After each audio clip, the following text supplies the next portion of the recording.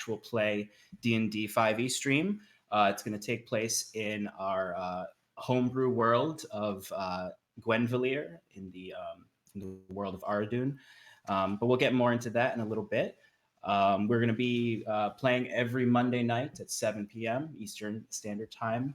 And I want to turn it over to introduce our cast, so to speak, for this campaign to introduce themselves.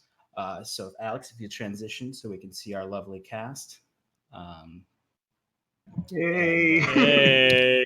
There they are. All right. So why don't you all introduce yourselves and say the name of the character you're playing, and yeah, after a few announcements, we'll get right into it. Go for it, guys. I'll go first. My name is Alex. Last name's not important. You could try Googling that. I'm playing a shifter monk. And that's as far as I'll go. What's your character's name, Alex? Not important. It's definitely not underneath my nameplate. So if you can't read, it says Wimber. No, it's Timber. Yes. All right, I will go next since I'm next to Timber. My name is Shannon. Hi, friends. Very excited to be here. And I am playing a rogue named Scarlet. Okay, I guess I'm next. My name's Clayton Ambers. Give my last name. Look me up. Pull him up on LinkedIn. He could get a job. Yep, exactly. Fill my LinkedIn with stuff. Yeah, that'd be great. I will be playing a gnome known as Wiswick Orsus Bilgru Yellen Dinkers Perius Netherrock. Follow that one up. Hi, I'm Tim. I am playing a fighter by the name of Caliph. Is that it? Brevity is godliness. Save the best for last. Hi, I'm Stefan. I'll be playing Curon, the Elysian cleric, also known as Moon Elves. Let's mess that up. I like moons. You can find me anywhere as the Stefnator. All right, excellent. And of course, I will be the dungeon master for this campaign. My name is Sean O'Donovan. You can Google me if you'd like. I'm sure most of you watching right now know us, but anyone we don't know, welcome. And I hope that you enjoy the show. A few things before we get started. The lovely music and ambiance is going to be provided tonight by Sirenscape, a great program that provides really great soundscapes and really great music because, as their motto says, epic games need epic sounds. Find a link to their website below. And if you are watching live, we are also using the D&D Beyond overlay, which I'm not sure if it's working right now, but if it is, you should be able to follow our character stats along with the show. So I guess without further ado, let's get into it, guys. All right. Welcome to Gwenvalier, a continent pocked with both mysterious antiquities and bustling, growing civilization. The year is 1296 ME, or Mard Era. The land is divided by peaks and valleys and empires around. Beyond the haunted lands of the Gosu Ruination, beyond the wildlands of Farathris, wrestle three great powers. The Sun Elves of the Gwyn Empire, far to the southeast, tinker along their white shores in temperate winters, and the collective Quintarchy of the Trinwald Valley, often called the Crownlands, holds control of the heartland of Gwenvalier. The kingdom is encompassed a collective of several human kingdoms, all under the leadership of the king in Oxland. Further north, you'll find the Elysian elves in Elysia, the third power of this continent, isolated and somewhat distant from the more alien than the other races of Gwenvalier. The Elysians live within their twilit valley, completely encompassed in night due to the remains of their dead god in the skies, a great moon spilling dark inky clouds over their lands. Not much information leaves Elysia, and not much information goes into Elysia. Rumors spread of the queen, the great undying Queen Aela of Elysia, pursuing new ventures outside of the lands. There are even more rumors speaking of her immortality and her undead nature. Beyond these three great powers rests the free and unconquered lands of the Scald Lands, icy and arctic in the furthest northern reaches of Gwenvalier. But our adventure starts in a much smaller place. In the sub-kingdom of the Trinwald Valley of Tressex, a local farming community largely composed of superstitious villagers and druids. It's the smallest country of the Crown Lands, but the most rural and tillable, and thus where all the food is grown and all the ale is brewed. Tressex efficiently utilizes this river valley, this riverland, to farm most of the food eaten in the Crown Lands, as well as most of the ale, as I said. Sorry, guys, getting into it. Power is centralized in Tressex in Meadowin, but we're starting in a much different town, the town of Magonset. It's a town made up of three concentric earthwork hills connected by similarly enclosed hill paths, all of which envelop a central triangular courtyard called the Court of the Ash. Here, an ancient dead ash tree in the holy well of the town sits, representing their dead god, Dagda, the Ash Keeper. Each circle holds a standing stone in the center engraved with several runes. The stones have a shaved hole towards the top with a shallow basin for local sacrifices and offerings to the dead god and his widowed god, Malor. One of these three concentric circled hill towns is the market center, where the carts and shops set up to sell to wandering pilgrims coming to the holy hill town. The next is the residential circle, holding much of the town's residents and shopkeepers. And finally, the druid circle, where the worshippers of the Font Mother and the Ash Keeper rest in this temple and tend to the spiritual needs of the people of Tressex.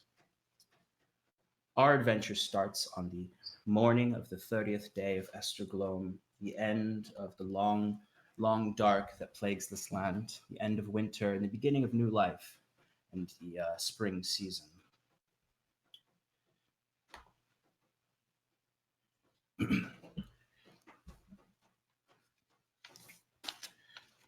We start in the tavern of the Druid Flock's public house. Here our adventurers found respite the night before, but it's the early evening hours at this point. And there's not much activity. The tavern itself is cold. There are just small embers left in the central hearth of the tavern hall. Even the tavern keeper himself is not awake. But there is one guest sitting at a long table, alone, save for her wolven companion resting at her feet. She came down to get away from her stuffy room to think about her long journey to this town. Shannon, could you please describe your character for us? Absolutely. So she is sitting at the table. Clayton, mute your phone. Sorry. And so she's just sitting. She's casually sitting, and she has her hood of her black cloak up, but it's not like drawn over her face. It's just kind of it's back enough where you can see bright red hair peeking out from under it. And she's got her skin tone is like a light smoky gray color. And if you were to look at her eyes, they're golden. And she's just relaxing, and occasionally she'll look down at the wolf that's at her feet, and it's been a long couple of days, so she's not really saying anything.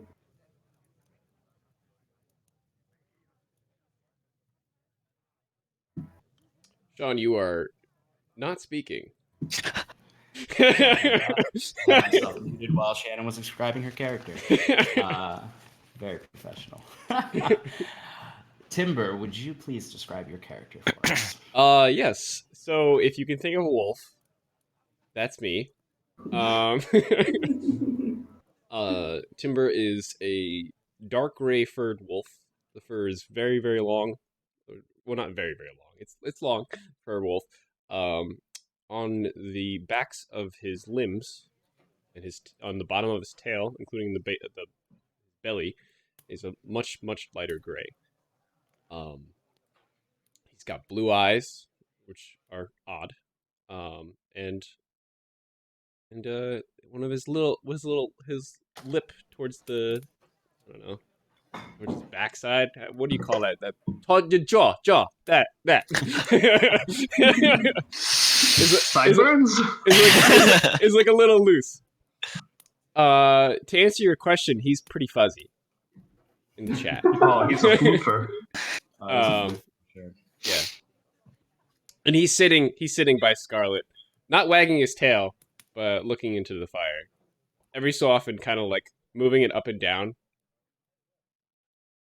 And that's it. That's Excellent. That's Timber. So yes. So you two are sitting in the dark of the tavern. There's essentially no one else there. The tavern keeper's not even there. And it's the very, very early hours of the morning. The sun is barely crept up. If you were to step outside, it would be that blue duskiness of pre-dawn morning. And you do hear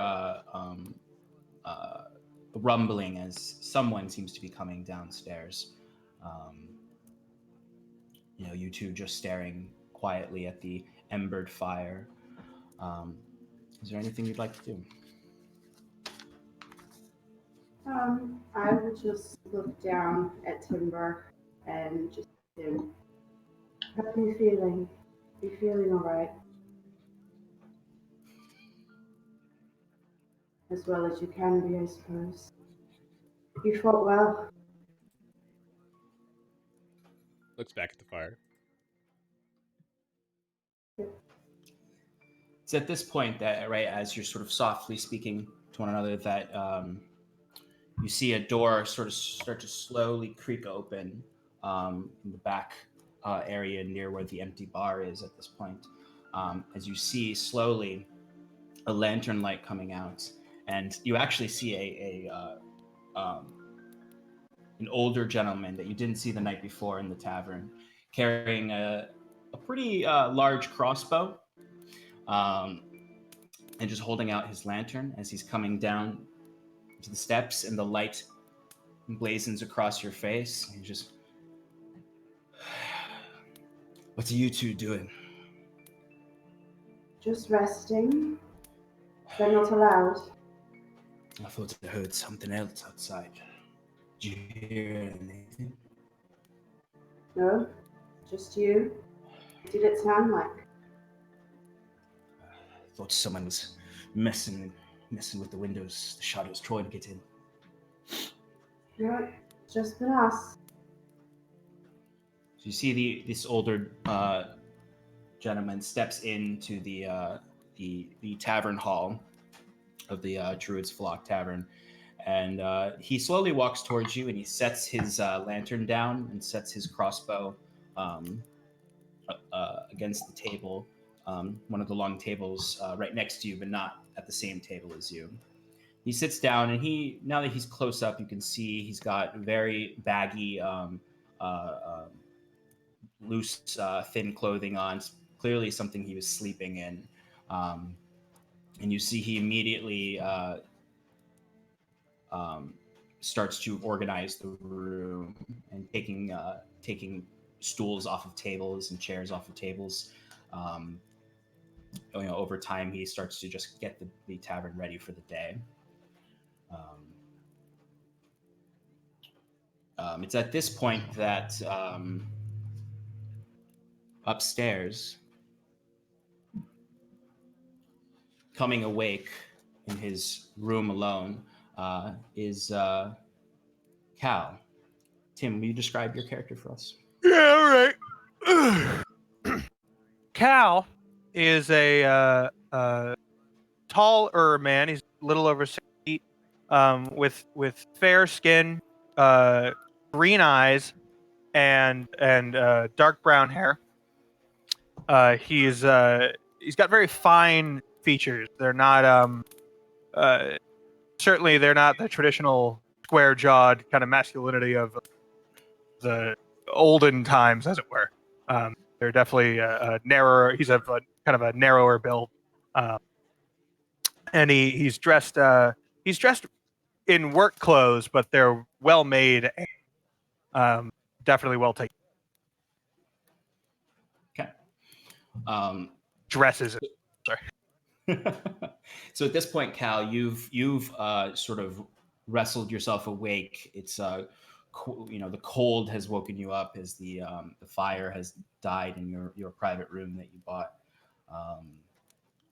You hear just sort of the empty silence of the morning, the sounds of slightly harsh winds hitting the side of the tavern walls, but you are alone in your room and woken. Would you like to do anything? Yes, I'd like to do some light calisthenics.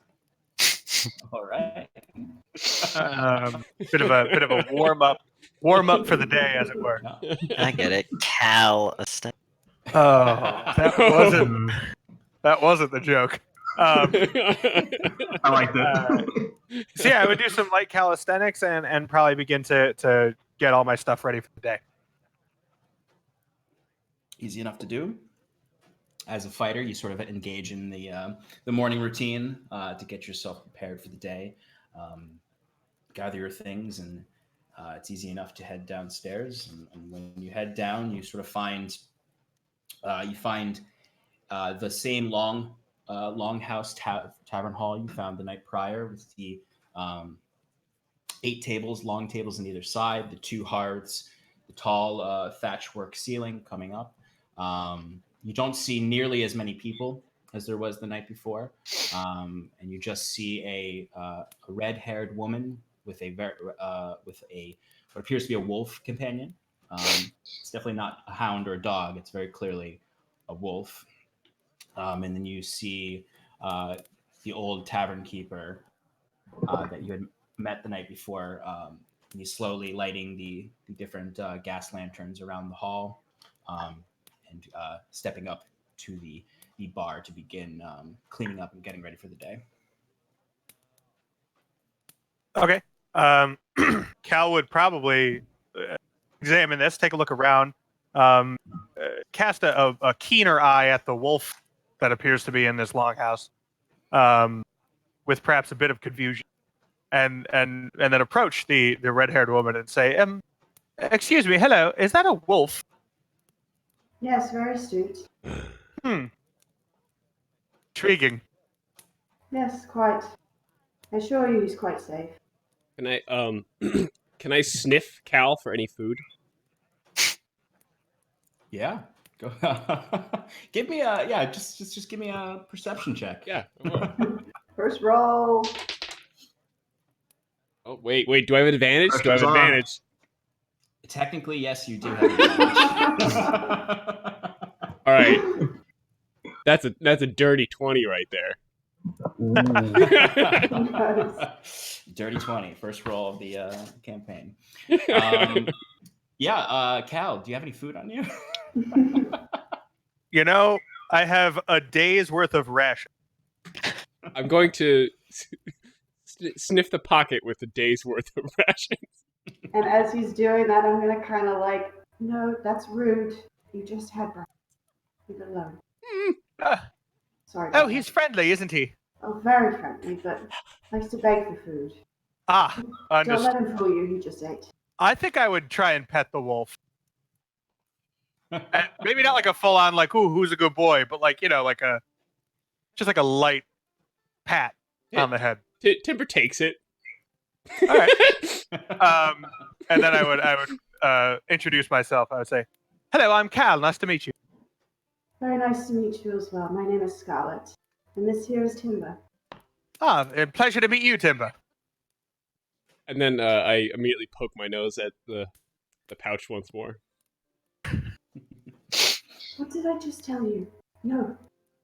Leave it alone. Perhaps I could help. Excuse me, tavern keeper, sir. You see the tavern keeper is sort of just washing down the bar at this point. He tips his head up, and you see he's got just sort of like a scowl on his face. His jaw is kind of he has somewhat of an underbite or an overbite, or underbite. That's the right way. Very thin. It's not gray hair. It's that very muted blonde hair that older folks get when their hair is blonde. And he just sort of looks up. I guess I might as well help you. And he kind of comes over and just looks to each of you and looks at the dog, kind of sniffing at his pocket, or I'm sorry, wolf. And how can I help you? Yes. Is there anything on the stove yet, my fine sir? I think that I could use some breakfast, frankly, and I believe that my furry friend here would like a shank of some form of meat. Yes, he is hungry. Well, I'm afraid nothing's on the stove just yet, but I can start cooking. I can start cooking something for you. Some bread would do for now. Yes, bread would be fine for now. Miss Scarlett, would you like any? That sounds wonderful. And I'm sure a piece of raw meat would be fine. He really doesn't need it, but so don't go to any trouble if you can't find it. I'll see what we got. I'll see what we got in the back. Anything to drink? No, thank you. No, I'm good. All right. And you see he dashes off into the back room to go and fetch some bread and raw meat. At this point, it's still quite early, and you wouldn't expect anyone really to come in, but you do notice a few gentlemen walk in the back from the front and kind of look around and sort of awkwardly step up to the bar and are just sort of waiting there for the tavern keep. They look like it looks like a young man and his father, perhaps, and they're just waiting for the tavern keeper.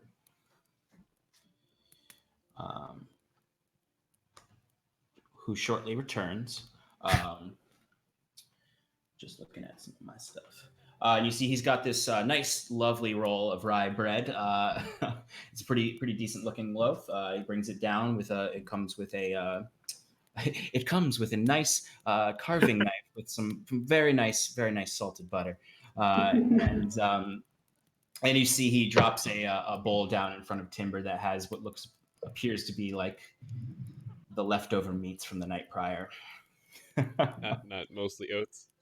Mostly oats. At least this time it's not awful. Timber, you're getting actual cuts of good meat for the most part that they have left over. Thank you, my fine sir. Oh, absolutely. That'll be probably about 5 copper. Done and done, and I hand him. Okay. Thank you. And then I eat. So he So you see he returns over to the back, and at this point, sort of the commotion of all of this movement downstairs awakens our good friend Wiswick upstairs. Would you please describe yourself, Wiswick? Sure. I am a Snurvneblin. I think I'm pronouncing that right. It's a deep gnome, so I have been raised underground. I have gray skin and white hair. I have a pretty long white beard, but I have a fair face. I'm a younger person, kind of like in his teens. I wear a trench coat that has a bunch of mysterious vials of different colors along the rims, and I have a goofy floppy hat that I wear above my head, and most times, once I'm talking to somebody inside. Definitely wear it to sleep though, so I wake up, flop it over to the back, stretch a little, not any calisthenics, but I prepare my spells. I begin preparing my spells for the day. Okay, and as you sort of sit with your spell book in your bedroom, you do notice over to the other side of the room, your traveling compatriot, Curon, is still sleeping. Curon, would you describe yourself for us? Right. Well, I don't know if Curon would necessarily be sleeping. He'd be in a trance. So, Correct. yeah. And maybe he would already be up because a trance only lasts for 4 hours. So he's already started his day conducting his preparation of his spells. So he's probably sitting like cross-legged on his bed. Typical, maybe, or some other hand signs. But he is a tall elf, 6 feet 7 inches, give or take. Depending on how the crow flies. He's got like pale indigo skin, long silver hair that's braided back, and then kept with some flowing underneath. Very sharp, fine features for an elf, but there's a softness to them that lets you know that underneath the hard exterior is soft. Lots of piercings. He's got a septum, some eyebrows. His ears are covered. And when he opens his eyes, unlike normal eyes, his pupils are a dark blue, and the iris around it is black. And he turns to look at his Snufflublin friend and goes, good morning, Wiswick. Not even close. You know what? That's okay. Deep gnome. Keep it on deep gnome. It is okay. No. I don't mind. I just continue looking at my book hard and work, and I kind of just ignore Kieran for like the first couple of minutes until he like actually gets up and gets ready. And eventually, as he's like prepping, I slam my book like this. I look up and I'm like, okay, I'm ready now. Very good, friend. Shall we go down and get some breakfast? Ooh, sounds wonderful. Indeed. So Kieran opens the door and descends the stairs into... Yep. And I scurry behind him. As per usual. So easy enough. When you descend down the stairs, you see by this point the old man has tended to the two additional guests that have come in, and they've sat not super close, but nearby to where you notice your compatriot Cal is sitting with a woman with fiery red hair and a large dog, but was really a wolf, laying on the ground next to her. Hello, friends. Come on over. Good morning, Okay. Cal. Good morning, Hi, Kieran. Cal. Hello, Wiswick. I'd like to introduce you to my new acquaintances. This is Miss Scarlet and her pet wolf named Timber. He's quite friendly, I assure you. Really? Does he bite at all? Maybe? Only to make him mad. I'm kind of a snack to that thing. I don't know. You will be fine. Don't worry. Here, Wiswick, just jump up on a bench, or perhaps just sit on the table, I suppose, and have some of this bread if you'd like. Oh, yes, okay. I scurry around the dog, making a beeline for the bread. So I know you've had questions before. Do you have rye in the Underdark?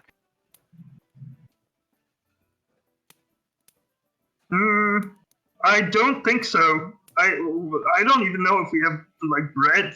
Mostly moldy stuff. Right. Yes, of course. Well, here, try this. And I cut him a piece of bread and scrape some butter on it. Oh, this is nice. I'm liking whatever this stuff is. There's plenty of it, friend. So eat up. Timber walks up next to Wiswick and goes, looking at the food, the newly buttered bread. I'm trying to break him of that habit. Please do not acknowledge him. I kind of shake a little, and I'm getting nervous the longer he's staring at me, just trying to ignore him. Timber, leave him alone. Leave him alone. Come back over here. That's a good boy. Now, Scarlett, I'm trying to place your accent. Where are you from? Oh, I hail from Uxlan, a little town up north. I'm not sure if you've ever heard of it, but it's called Cindermire. I have actually not heard of it, but I'm sure it's lovely. It is quite, especially in the summer. Have you been to the capital at all? Not recently, no. And yourself, where are you from? I originally hail from Honduras. However, now I'm from wherever my feet take me. Sounds like an exciting life. Maybe. Not really, actually. I just got back from a journey to the north into Sivia, and was doing a job up there, just hunting pelts. So that's where I met these two. Oh, I've never been up there. What's it like? Cold, mostly. Scary. Quite horrible. Well, that doesn't sound like someone will be going in a hurry. I wouldn't recommend it. It's mostly open field and guavarie. Hmm. And where are you gentlemen from? Well, I heard you say that you were from the Underdark. I'm assuming that's up north as well. Yes, we both hail from what you would call Alicia. I live deep underground, but maybe Huron can tell you a little bit about where he was raised.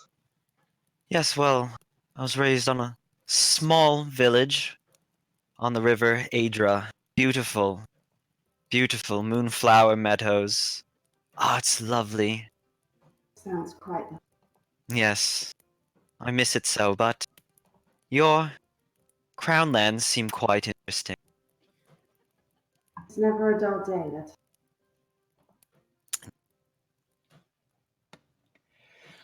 It's at this point that the tavern keeper who has brought food and ale out to the other group of men, and Shannon, you actually, Scarlett, you actually notice the halfling who was tending bar the night prior is now coming down to offer his assistance. You see him leap up onto the top of the bar. He's wearing plaid patterned pants that come down to the midway at the calf. Very halfling like. Very bright green button-up shirt underneath it with suspenders. He's much younger looking than the old man who's been cleaning up this morning. He's got very bright brown hair, big blue eyes, and he's hopped onto the table now and is sort of inspecting. He seems to be inspecting it to see how clean it is, even though he's walking all over it. You see a few more people walk in at this point and start as the morning's crowd has started to come in, and the day is beginning much more thoroughly. Is anyone talking in hushed tones? And I might be able to listen in on. Give me a perception check. there is that group of 2 men near you. That is who. Yes, that is who I'd like to visit. Yeah. So there's those 2, and then there is what appears to be a full family that has walked in. It's a 7. That's sorry. those The stream's those are getting ambient swatted. sounds. Yeah, Magonset has a full police force. What did you get? 7. So you kind of as Wiswick and Curon are kind of telling you about where they hail from, you are listening closely, and you can't quite get anything from what they're saying. You overhear a few words. Largely, you hear muffled, like, "I'm not sure." Yeah. You don't hear much. But that family sits pretty much actually at the exact same table as you, since they are long tables. A lot of you are at the end. The reason you really can't hear much is that they've immediately sat down next to you and started talking very loudly about their journey here. It seems to be there's a father who looks like he's probably in his 40s, very shaggy, roughly shorn beard of salt and pepper, very close cut sides with just a little tuft of hair at the top, kind of the tuft in the middle of the balding spot. And they're wearing very, very tattered clothing that has been repaired over time, clearly with different patch marks. There's a mother as well who has red hair, not bright red hair like yours. It's very muted red, strawberry blonde. 2 children who one appears to be probably around 11 or 12, a little boy with similar red hair to his mother, and a little girl who's probably 5 or so, who's got the same red hair. I always shoot myself in the foot by making children that I have to play. So as they're sitting down, the little boy just is very loudly just saying, "What about the cows? Are we just going to leave them out in the rain?" And the dad's like, "The workers are watching them. Well, Kieran, they'll be fine. The cows will be fine. We've got people we hired to watch them. But what if they're scared?" Kieran, just calm down and let's get some breakfast in these kids. And you see he calls down the tavern keeper, but you completely couldn't hear anything the other men were saying over that. And it's at that point the tavern keeper comes by. He quietly takes the orders from the family over there, and then he turns actually to Curon and Wiswick now, and he goes, "Oh, I see your friends have joined you. Would you two like anything?" What do you have? So Well, this bread is quite awesome. Give my thanks to the bread baker. Oh, absolutely. It's I'll let him know that my patrons are enjoying it. He's not in house. So I buy my bread out from other places. But the bread, we have more bread. He looks to you, Cal. He says, "I've got a porridge stewing, and Oh, lovely. What's in the porridge? These times of year into the winter, it's mostly what was left of the oat store. So mostly oats. Mostly oats. Understood. Yes, of course. Mostly oats. Yes. Yes, my favorite flavor. Yes, mostly oats in our porridge, and we also have, by order, cooking up a little bit of bacon, kicking into what store is left from the season, the winter season. But I can interest you in more bread or porridge. Would anyone like anything? Wiswick, I know you love to sample things. Yeah, I'll have a porridge. All right, 1 porridge. I would love a porridge, please. I'll have one 2 as well. porridge. 3 porridge. And you know what? A bacon for the table. Thank you very much. Hey! Oh, you all seem lively and in spirits with the festivities for the day. Well, my friend, It is, after all, Festival of the New Dawn, and I just got paid, so we're having a lovely time. Oh yes, well, I do truly hope that the rest of the people in town are as excited as you are. I'll be back with that right away. Any drinks? What would you recommend? What goes with porridge? Well, Not from around. well, we've got a little bit of well water, but we also got some of our brown ale. Goes well with the porridge. It's a little early, but if you want a watered down ski, we do have some brands in the back from over in Meadowin brand ski. Um, can I interest you in any of that? I think I'll just take a water. I'll bring out a water for you. The same, please. Do you have any river water? We mostly get it from the well, but no, we don't have any river water. Okay, well time's fine. Two well waters. Anything else? Any Three. ales? Three. Um,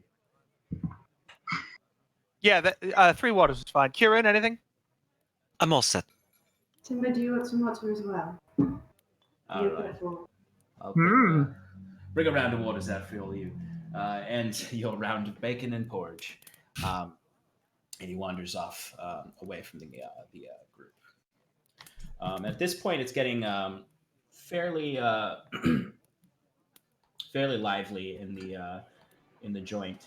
There's not a lot of like celebration going on. There's no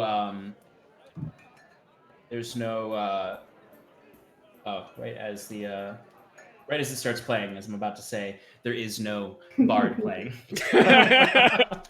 But yeah, there's no bard. You see the halfling has hopped off the bar and he started to work on the fires, getting the hearths going.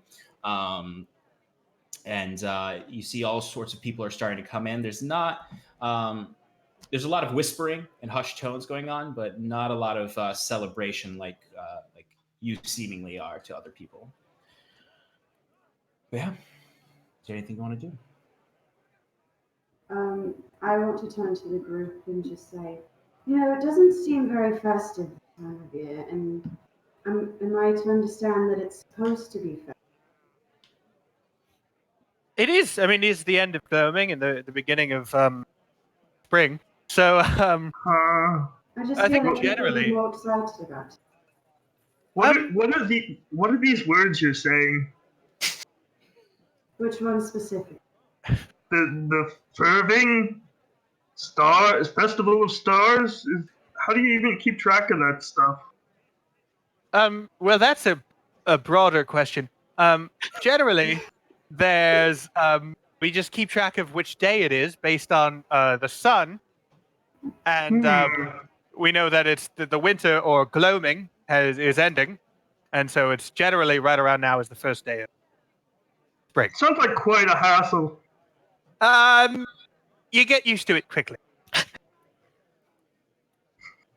Kieran would like to Alright. do a perception check to see what the what he can gather from going on around him. While he listens to his companions discuss, he's kind of like trying to hear the back.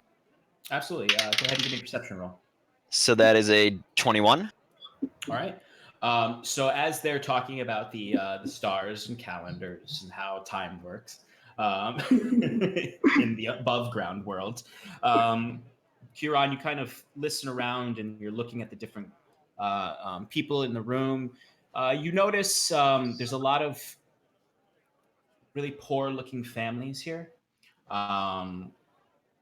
The two gentlemen who had joined you all shortly this morning, they've kind of moved on, and you notice them standing over in the corner near the entrance, just sort of looking at this at a big board, a big wooden board that sticks out and hangs from the wall itself that has different papers nailed to it and various little pamphlets on it. And you notice amongst all these families, there are a few loners, but everyone looks fairly downtrodden, and there's not a lot of warmth in the room. Okay.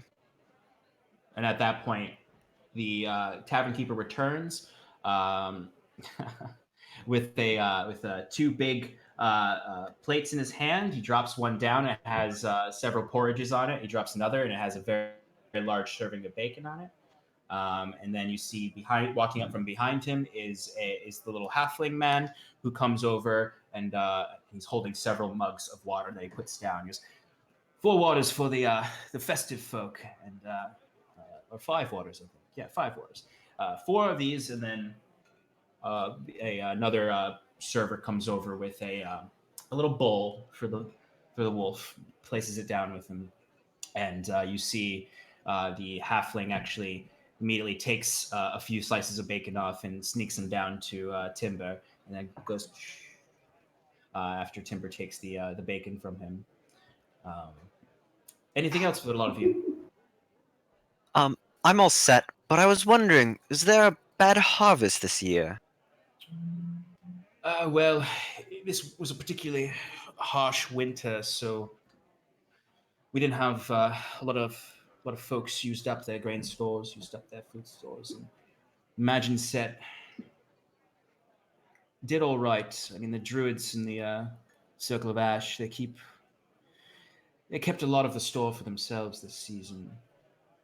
Said there was reasons for it. Never could quite get an answer, but I would suppose you're thinking, why is it so God's damned bleary in here and dreary, and all these folk are so sad? Quite. Well, I mean, they usually come with their livestock for the festivities, where they're blessed for the coming spring season. But folks are a little wary right now. They weren't sure the festivities were going to happen. There's been some unpleasant happenings in the village these days. What kind of unpleasant happenings? Oh, well, I'm sure you've heard on the road. There's been some. I don't want to hurt business, but there's been some murders. Oh, You see. I did hear about that. I did not. What are you talking about? Oh, you didn't hear? We got in late last night. Oh well. That's nothing to be worried about, really. I mean, people die all the time. Yes, but I'm very worried. Well, okay. So a few folks have disappeared and showed up again, dead. They showed up dead. Yeah, they. Well, you got. They walked on in. sorry. I couldn't help myself. The halfling is kind of like immediately composed. Like, he takes a moment to compose himself, because he's just sort of like, I got to stop trying to sell staying around. But he's just like, all right, I'll be honest with you, and don't tell the old man that I told you, but over the last month or two of the gloaming, the end, there's been folks have been disappearing, and their corpses show up the next morning, always tied to the center standing stones of each of the circles of Magonset. It's a grisly scene. It's been about a week since the last one. It was a bloody mess. This one, about probably teenage boy, kneeling before the standing stone. His back sliced open, and his ribs rended at the root, and his lungs pulled out, hanging from his back like wings. Blood everywhere. We thought for sure the festival would be cancelled after that. What is the local constabulary do? Well, I mean, Magonset's not a very large town. It's mostly spiritual. It's mostly for pilgrimage, and we have a small force here of guards, but they're, as far as I know, working on it. But last I heard, the family of the poor boy seeking out other help. Does there seem to Is be a pattern? What was that? Does it seem to be a pattern? Same type of people, the timing? Seems very strange. You see, he leans in closer here, and he's just. I mean, it's only rumors, of course, but I've heard stories that the folks that have been murdered were in some way magical. Some practiced magic, independent of the druids. Some born blessed with blessings. Last boy was, he was an Asima. He was blessed by the Everflame himself. well, it's a good thing none of us practice magic, right? Everyone, yeah, that's a good call. That's a safe one for us, you know. We can totally just ignore all of this. You We're see the no trouble at all. Halfling's immediately like, keep yourself. Shh. You'll cause people to panic. How Sorry, excuse me. How old was this boy? I heard he's 14. That's all. But Well, rumors are based in fact. There has to be something to this. I mean, he was the seventh death. Heaven. Yes. Could I have I ever heard of any cults from the Underdark that had similar like rituals? Give me an. You choose between Arcana or History. Okay, both of them are the same, so I guess we'll find out. Ooh. Could I go for a Good. history check as well on that? Well, I got a Yeah, 25, actually. so you might need to. Might not need to. Cal, go ahead and give a History check just to see what you would know. 18. So for you, Iswick, you haven't heard specifically about this particular practice of severing the rib cage and ripping the lungs out like wings. That's a ritual you're unfamiliar with, but you do know that there are. You've read on several cults that definitely incorporate specific ritual sacrifice.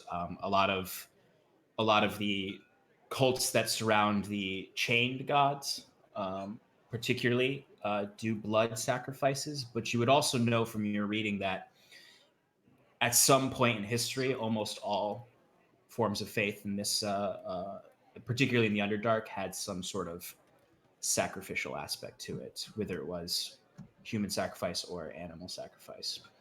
But it definitely rings of that sort of ritualistic killing. Tell me. Cal, what did you get? 18. 18. So you, from your upbringing in some of the history classes you took at Unduran University, but no, your general backstory, where your tutelage, you did learn quite a bit about particularly old Sivian and Zverwold rituals, sometimes directly for gods like Turin, the Stormlord, that there used to be fairly common human sacrifice. But it's not you don't know of anywhere in the kingdom that it's practiced today or where it's allowed to be practiced. And would this line up with the stories of those sacrifices? Like this type of It's perhaps a blood eagle, if they may call it that. That's what it is. So this would line up with some old Scythian rituals of human sacrifice, but the peculiarity here is that you're not in Scythia, you're in Tresix. And Tresix and Scythia have very different cultures as far as like the history that you've learned between the two. Tresix is much more druidic in nature. you've never heard of worship of the Font Mother with human sacrifice, or the dead god Dagda with human sacrifice. Really, within the kingdom, the only places where this type of extreme human sacrifice happened were in largely Scythia and parts of Sverwold. And that was to Turin the Stormlord, you said? Typically, it was to Turin, the Stormlord. Then I think I would lean over to this halfling and quietly say, Has there ever been any connection between the practice here and the old god Turin? Oh, it's you see, it's lucky enough that they let us worship the Ashkeeper Dagda. The Oxlin doesn't typically discourages the worship of dead gods. It's not illegal like the chained gods, but there's not much worship of Turin in these parts. We're tillers, farmers, brewers. Our concern is with the land and nature and growing. The Font Mother is the most worshipped here of all. And there's been no words of any cults, or it's just these murders. Well, Hmm. well, thank you very much. How much do that's- we owe for the food? Oh, yes, the food. The halfling's face is really downcast, where he's like, I was having a good day. But all right. It's say it's about 4 copper each, and I'll just chuck that over. he'll gather up the coin and kind of give you a last kind of nod before he takes a deep breath and kind of puts the change away and kind of dashes right into the crowd and leaps onto a table and just starts going, all right, who needs a drink? You need a drink. I think you need a drink. Let's start the festivities, folks. As most of the families kind of just stare at him as he's trying to liven up the place. But he gets a few callbacks for drinks and sort of disappears into the crowd. Interesting. Yes, I'm curious to see if there's any other information we can acquire about these murders. I mean, perhaps we should investigate. Did they say the scene of the murder was near some stones? I believe it was location? the standing stone, which is near the center of town. Right. I must not have noticed it on my way in yesterday. It was dark. I think. Oh, well, let me finish my porridge first. Of course, yes. So you sort of, in the awkward sort of aftermath of that bleak conversation, slowly, you enjoy your porridge. It's not as good. Not as good as porridge you've had in the past. Needs more salt. And oats. Not enough oats. It's certainly less watery than the porridge up in Scythia that the rest of you had. I do wonder if they use the well water or the river water in porridge. Tastes different to me. As soon as I notice that Timber's finished all of his bacon, I'm going to hold up one of my pieces and just turn to him and say, sit. You watch as Scarlet really treats this full-grown wolf like a very trained hound. You've done a good job there. He seems very well-mannered. Oh, thank you. We worked very hard. But yeah, so you finish up your porridge, easy enough. You finish your waters and look to each other about where you want to go next. So on that note, let's take a 2-minute break for everybody to pee, and we will be right back. Sounds good. All right.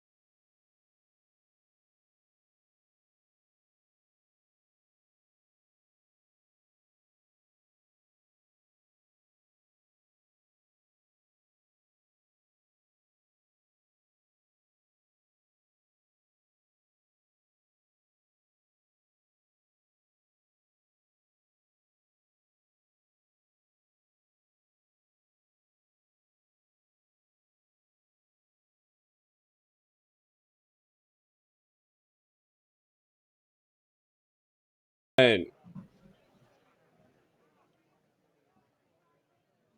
And hi. we're back. Are we live? We're live. Okay. You were pausing for a good second there. Oh, Welcome. you said hi. Thanks for waiting for us. We're just If taking you a waited, that is. bathroom, or if you waited, yeah. If you're still here, hopefully you are. We're looking at you, 4 viewers. Yeah. But We don't care. We're jumping right back in. You all are finishing up your breakfast and deciding what you would like to do. Now that you've sort of heard about the stories of the murders that have been happening in Magonset around the last few months leading up to this New Dawn festival. What would you like to do? Would I have seen that board that's on the wall? Yeah, I mean, you all would have at some point noticed it, or at the very least, you would notice it walking in and out. All right. I'd like to go take a look at it. Cal would as well, seeing as he's now jobless. So Scar and Cal, easy enough, stand up and sort of walk over to the board. What you see on the board is there's a lot of torn papers. It looks like there's some stuff that there were a lot of winter jobs that were on the board that have mostly been completed. You notice there's some some boards for there's some messages for escorts where people want folks to protect them on the road, but a lot of them have already been torn off. And then you do see one that is written hastily. It looks the newest of all of them, and it just simply reads, the guard are absolutely useless. They've done nothing to help my family. They've done nothing to avenge the death of Bronok. This can't stand. We're willing to pay. We're willing to find anyone who will help us in finding our son's murderer. And then it has a list sort of where to find the writer of the note. You can find me. You can find us outside of town, 5 miles up the road. Just off the road is our farm. So essentially, the gist of the letter is it's what you could presume is the family of the last murdered or one of the murdered individuals seeking help from anyone besides the guards on finding the murderer of their son. So is it the DM bait? It is. It may be some DM bait. I'm kidding around. You could take an escort job and go on the road. We saw how well the last escort job worked. We don't need another one. So, Cal, this looks fairly interesting. What do you think? Could be something. If that's the, I mean, that sounds like it's the son of the, or the boy that was killed. So I actually do think that if the god is truly useless, somebody needs to step in. You think that someone is us? I mean, I don't have any particular skills. I could drive a mean wagon, but but I at least can help. And I think, frankly, the boy's, he's my youngest brother's age, and I would hate to have that happen to him. I understand. Shall we take this to the table then? Yeah, let's do it. I think while they're off doing that, I was like panicking over, like I finished my porridge and I lean over to Kieran and I say, like I'm whispering to him now, and I say, Kieran, that story kind of really freaked me out.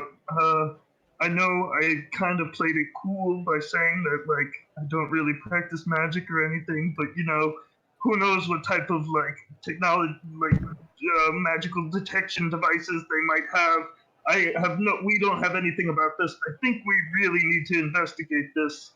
Do you have any leads? What do you think we should start with? Like, how long has it been since the murder? Should we go check out the scene, or maybe we should talk to the guards, or maybe Huron at this point reaches his hand down to like kind of like not pet the side of his head, but to like settle him and be like, "Rest easy, my friend. You did not play it cool one bit."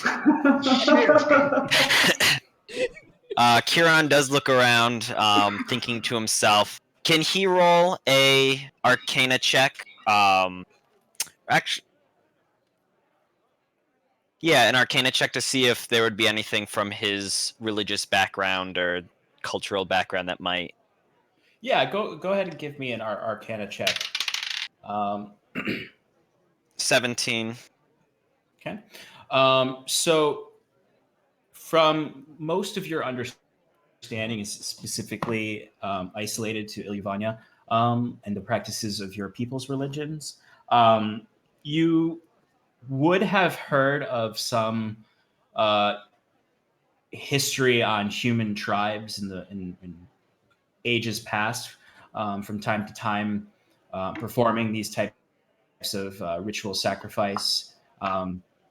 The work of Illyvania, your religion, is much more about preserving life and ultimately expanding life beyond its boundaries.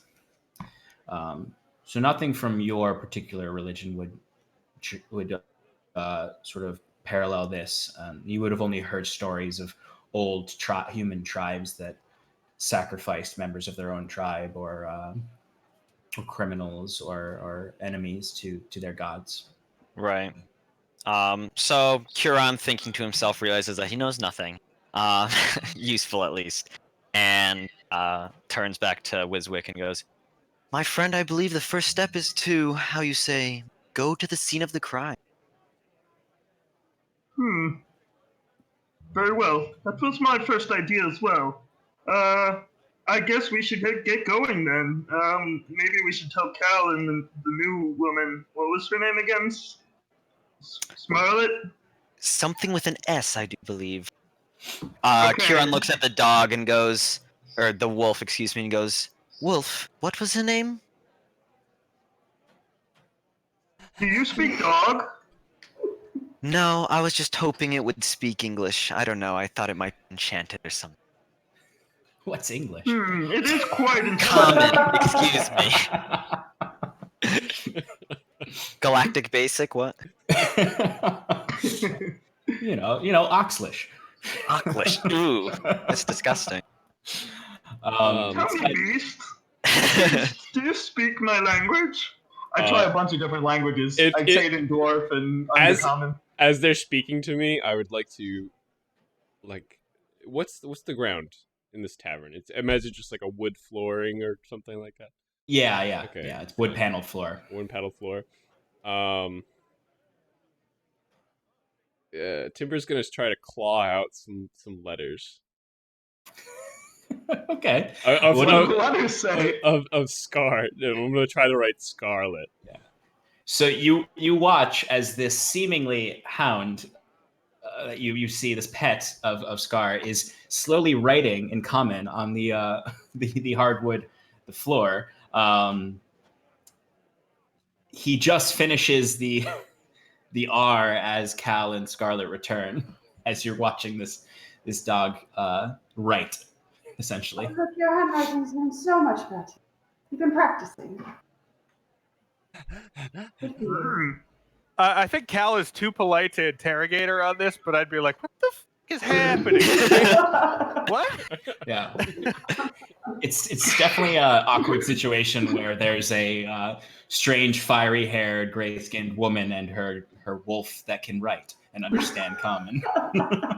I'm just taking notes, like excitedly, like. Ooh. Kieran does not seem too impressed. He's intrigued, but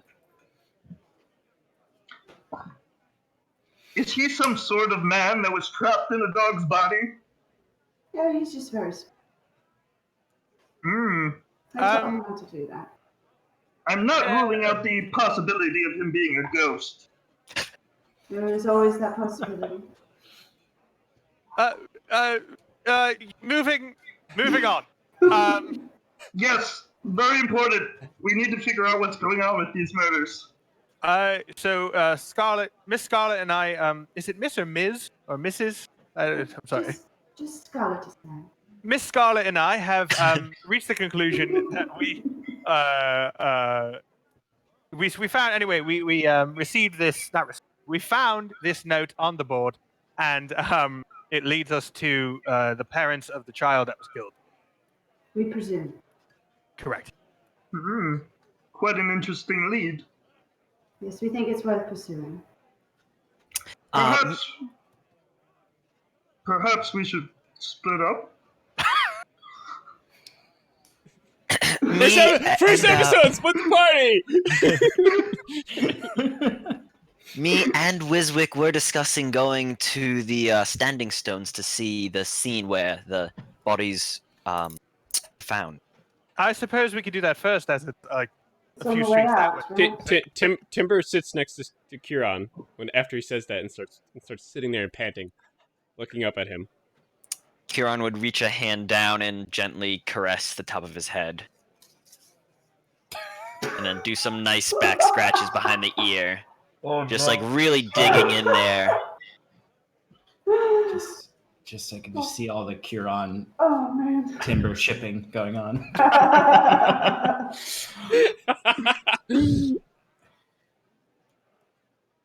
So yes, let's I suppose go to the standing stone first. Yes. Shall we away then? Agreed. Yes. Agreed. Yes. Let's do it. Okay, so easy enough. You gather all your things and you go to exit the tavern. You walk out What goes up? Sort of the tavern is quite full at this point and busy, and you just walk right out. You step outside into the fresh morning air. By this point, it's a little bit later. The sun has risen, but there's this deep overcast above, with just like the very slightest hints of rain, which is much appreciated since the last week or so has been on and off snowstorms that have been particularly harsh. So the sight of rain and the kind of gentle sound of the occasional dripping of melting snow is pleasant to experience. It's still quite chilly though, and the courtyard in front of you is circular in nature. You can see the tall earthworked walls. They essentially are mounded earth with actual grass growing on it that has turned into the concentric circle that is the wall of this town. And you see in the middle of this courtyard, which is like rough cobblestone, you do see a tall, very dark gray stone. It's probably about, it's about the size of a tall man. It's a little bit taller than Huron, standing at probably seven-ish feet. It has several runes scratched into it that it looks very old. The side of it is a bit has a slight shimmer because it's been sort of worn over the ages by the several hands that have touched it. You see it at the top of it. It's generally kind of an oval shape with a circle in the top that is about a foot in diameter with a basin in it. You see two guards standing by it. They're wearing very basic leather armor with a tabard that is a light brown with a ash tree leaf on the front that has 7 ash tree leaves on it, or seven of the actual leaves on it. It's sort of one branch with 7 leaves. Around, you see there are quite a few other buildings. Some seem like residential. Some are longhouse style, like this one. Other ones are plaster and wood. You see a sign for a blacksmith. You see something called the Root and Rock Chemist. Blacksmith is the Druid's Forge. You see the Druid's Forge, the Root and Rock Chemist. You see several stalls of selling different wares, food, furs. You see a lot of livestock. There's a lot of livestock moving through the courtyard. Sheep, mostly sheep, and then a few cows. You see a man bringing in 2 horses, and it's just bustling with the morning activity.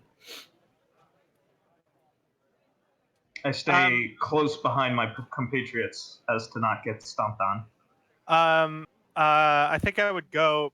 You said that, so the ash branch, the 7 leaves on it. Mm-hmm. That was on the standing stone or next? That's on the tabard on the guards. Got it. Huh. I'd like to go to near the standing stone if I can. Are the guards like going to prevent me from doing that? They don't look like they're keeping people away from it. They look like they're they're about 6 feet apart from each other on either side of it, and they're mostly just keeping an eye on the courtyard. Sorry, go ahead. No, you. I was going to walk up to the standing stone, and is there any like marks of where there was a brutal murder, like on the ground, blood stains, or? Yeah. Cal, give me a investigation check. Timber, what's up? I want to sniff for blood. Mm-hmm. Give me your advantaged perception check. I want to lean over Cal's shoulder and also investigate. I want to look through his legs and do the same.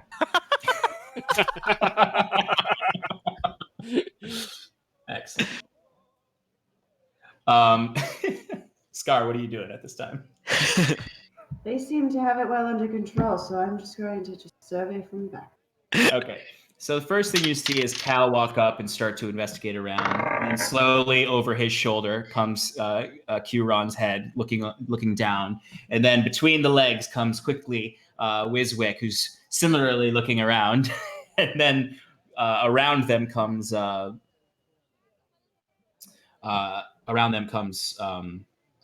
Timber. Sorry, I keep thinking of you all have other Timber. You all have other characters. I almost said Kiro, but anyway, Timber comes around. You're all looking. As you're looking and investigating, one of the guards just kind of peek up and see sort of this peculiar bunch and is about to come forward. But give me your perception rolls real quick so I can let you know. Cal, what'd you get? That's a mean 10. Yeah, there's not really much markings left at this point.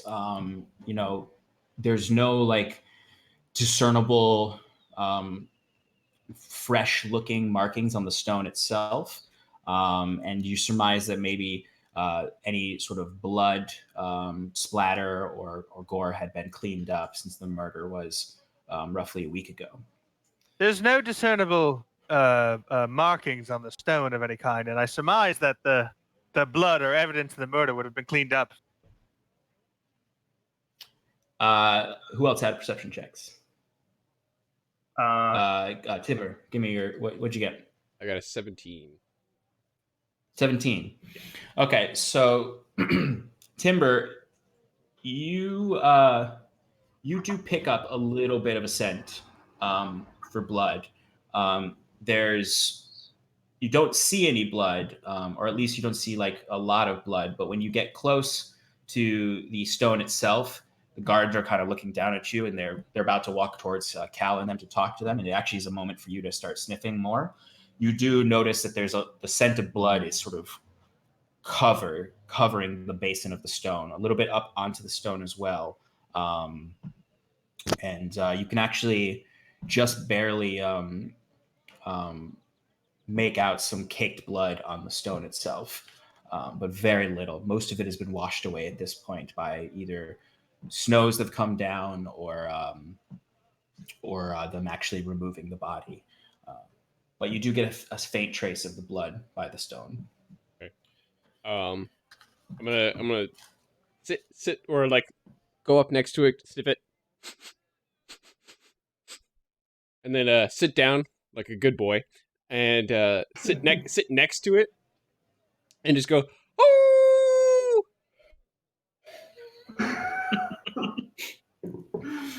It sort of distracts the guards a little bit.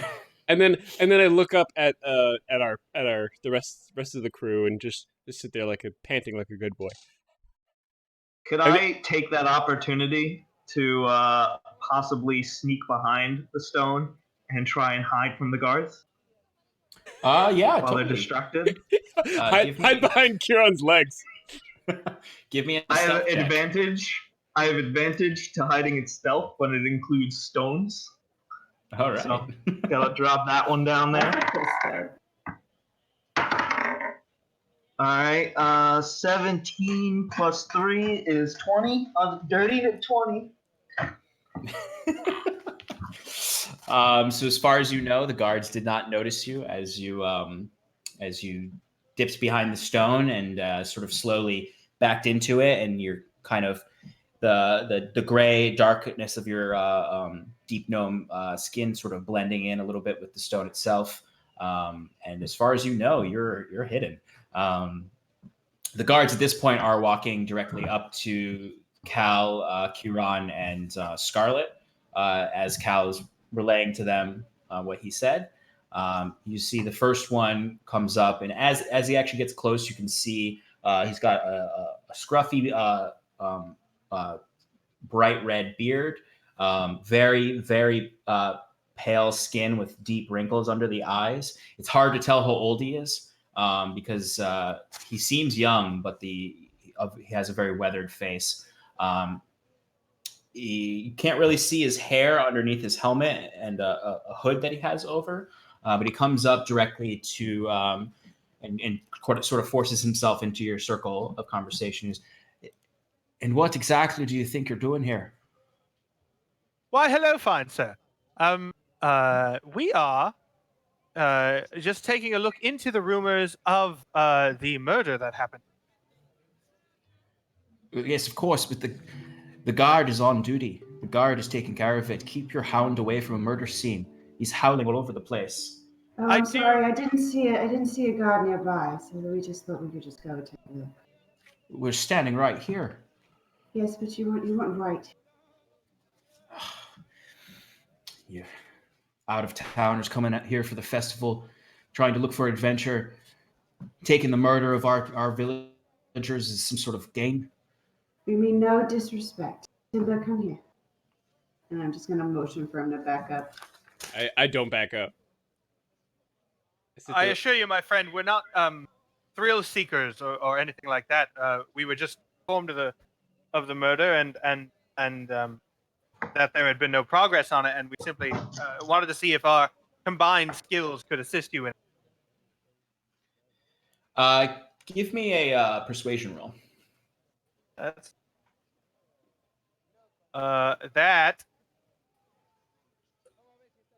that's a dirty 20. Oh, nice. Oh. No natural 20s, but a lot of dirty 20s tonight. It's a 17 plus tree. Okay. So you see, upon kind of reassuring the guard and saying that you're here to help and you're not just sort of trying to, peek in on a murder scene, he kind of relaxes a little bit and kind of comes in closer and goes, "Are you really trying to help with the investigation?" Very much so. Because and God is not really. We don't have a lot of resources to investigate these kinds of misdeeds, and there was no sign of, no clues, nothing. The body just appeared in the morning, blood everywhere, and they were all like that. We tried to find any sort of trails, but there was nothing left. No witness at all. None that we could find. I'm sure we tried talking to everyone in the circle, but if they'd know anything, they didn't want to talk. But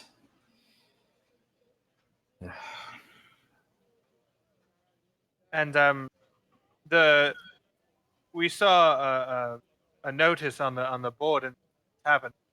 Parents of his name was Bronick had I requested aid.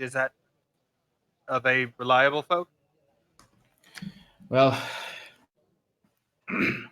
Carol came by the barracks yesterday and tore my captain a new one. So I suppose that's probably her who posted that.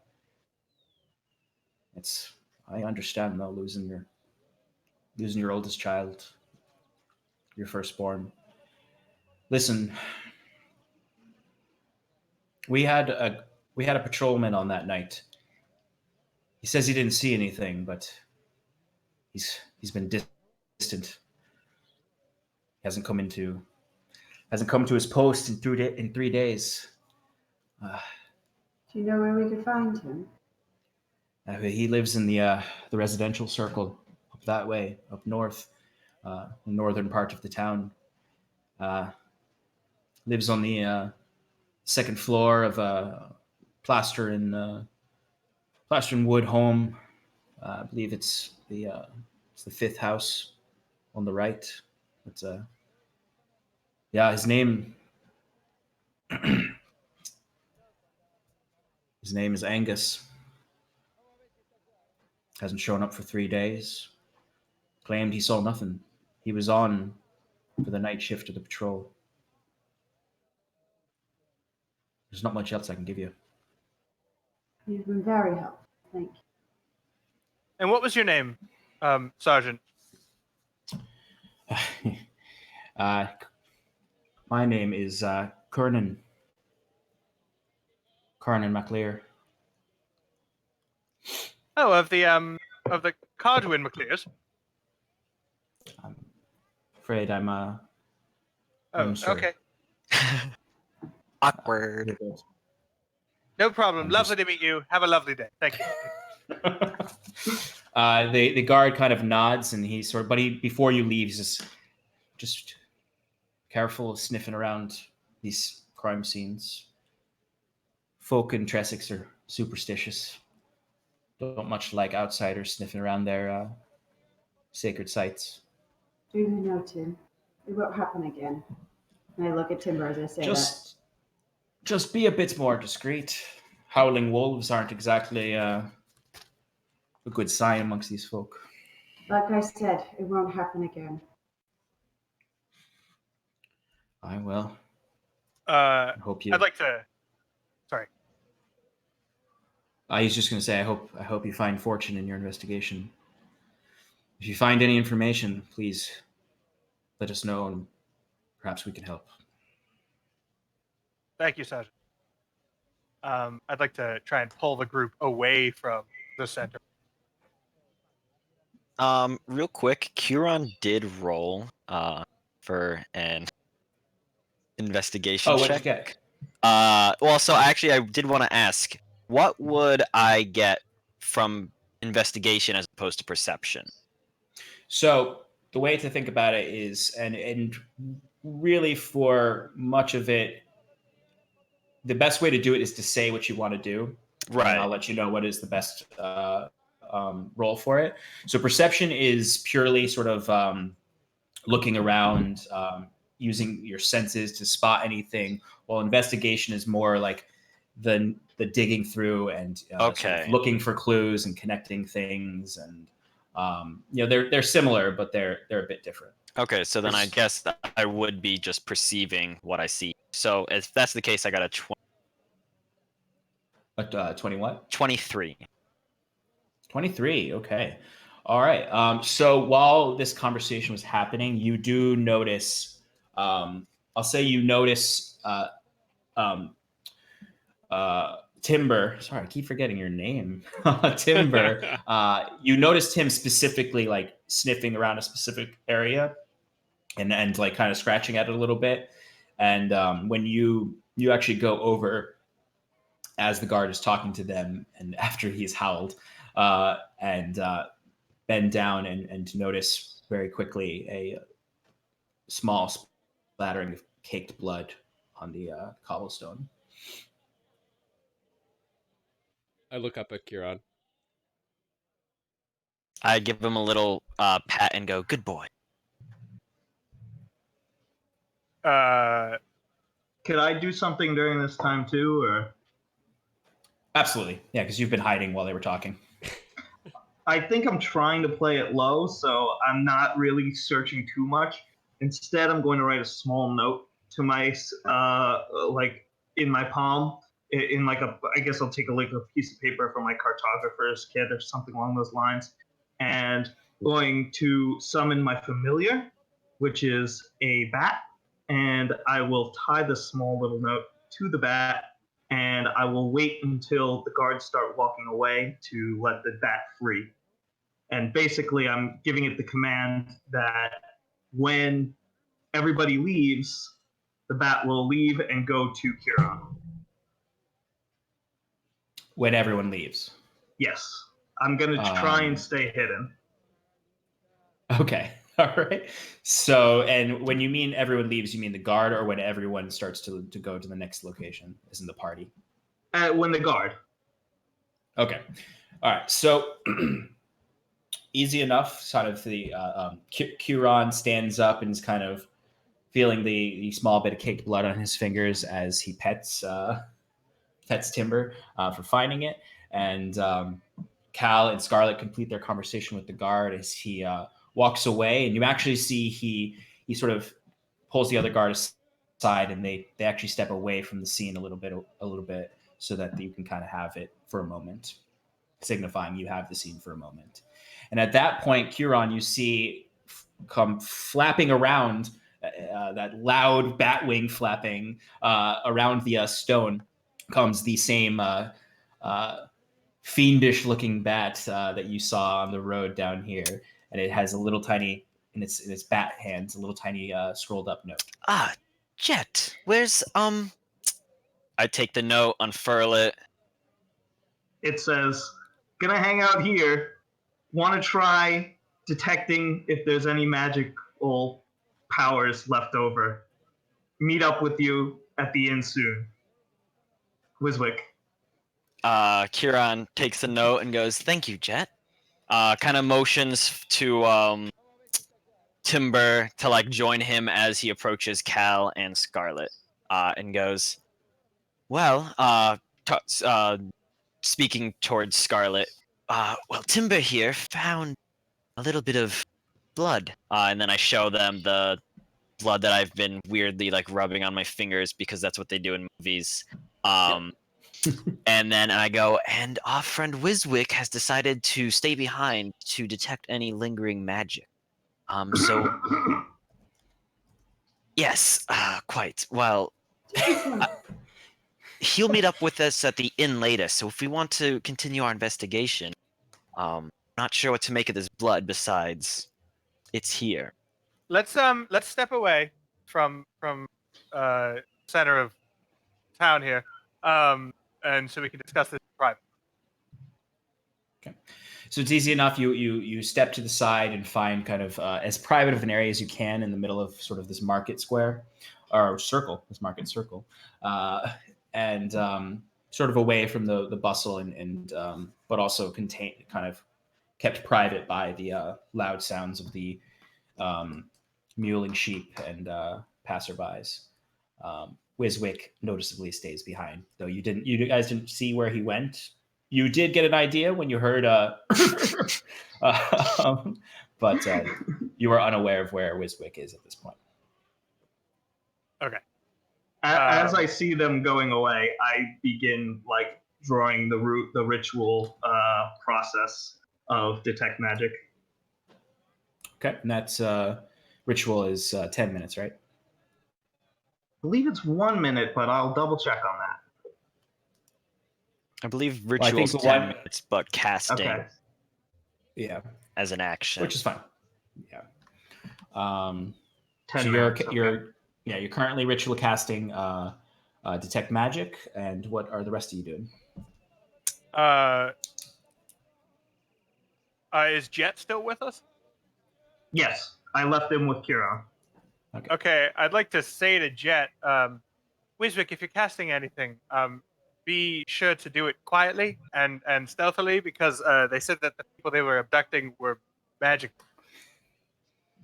Oh yes, he's quite aware. If you don't the scene. Okay, good. Also, I'm not sure that that's how the bat works. Are you telepathically linked with him? Yeah, but it's not like he can understand you. He Right. can only understand me. Right?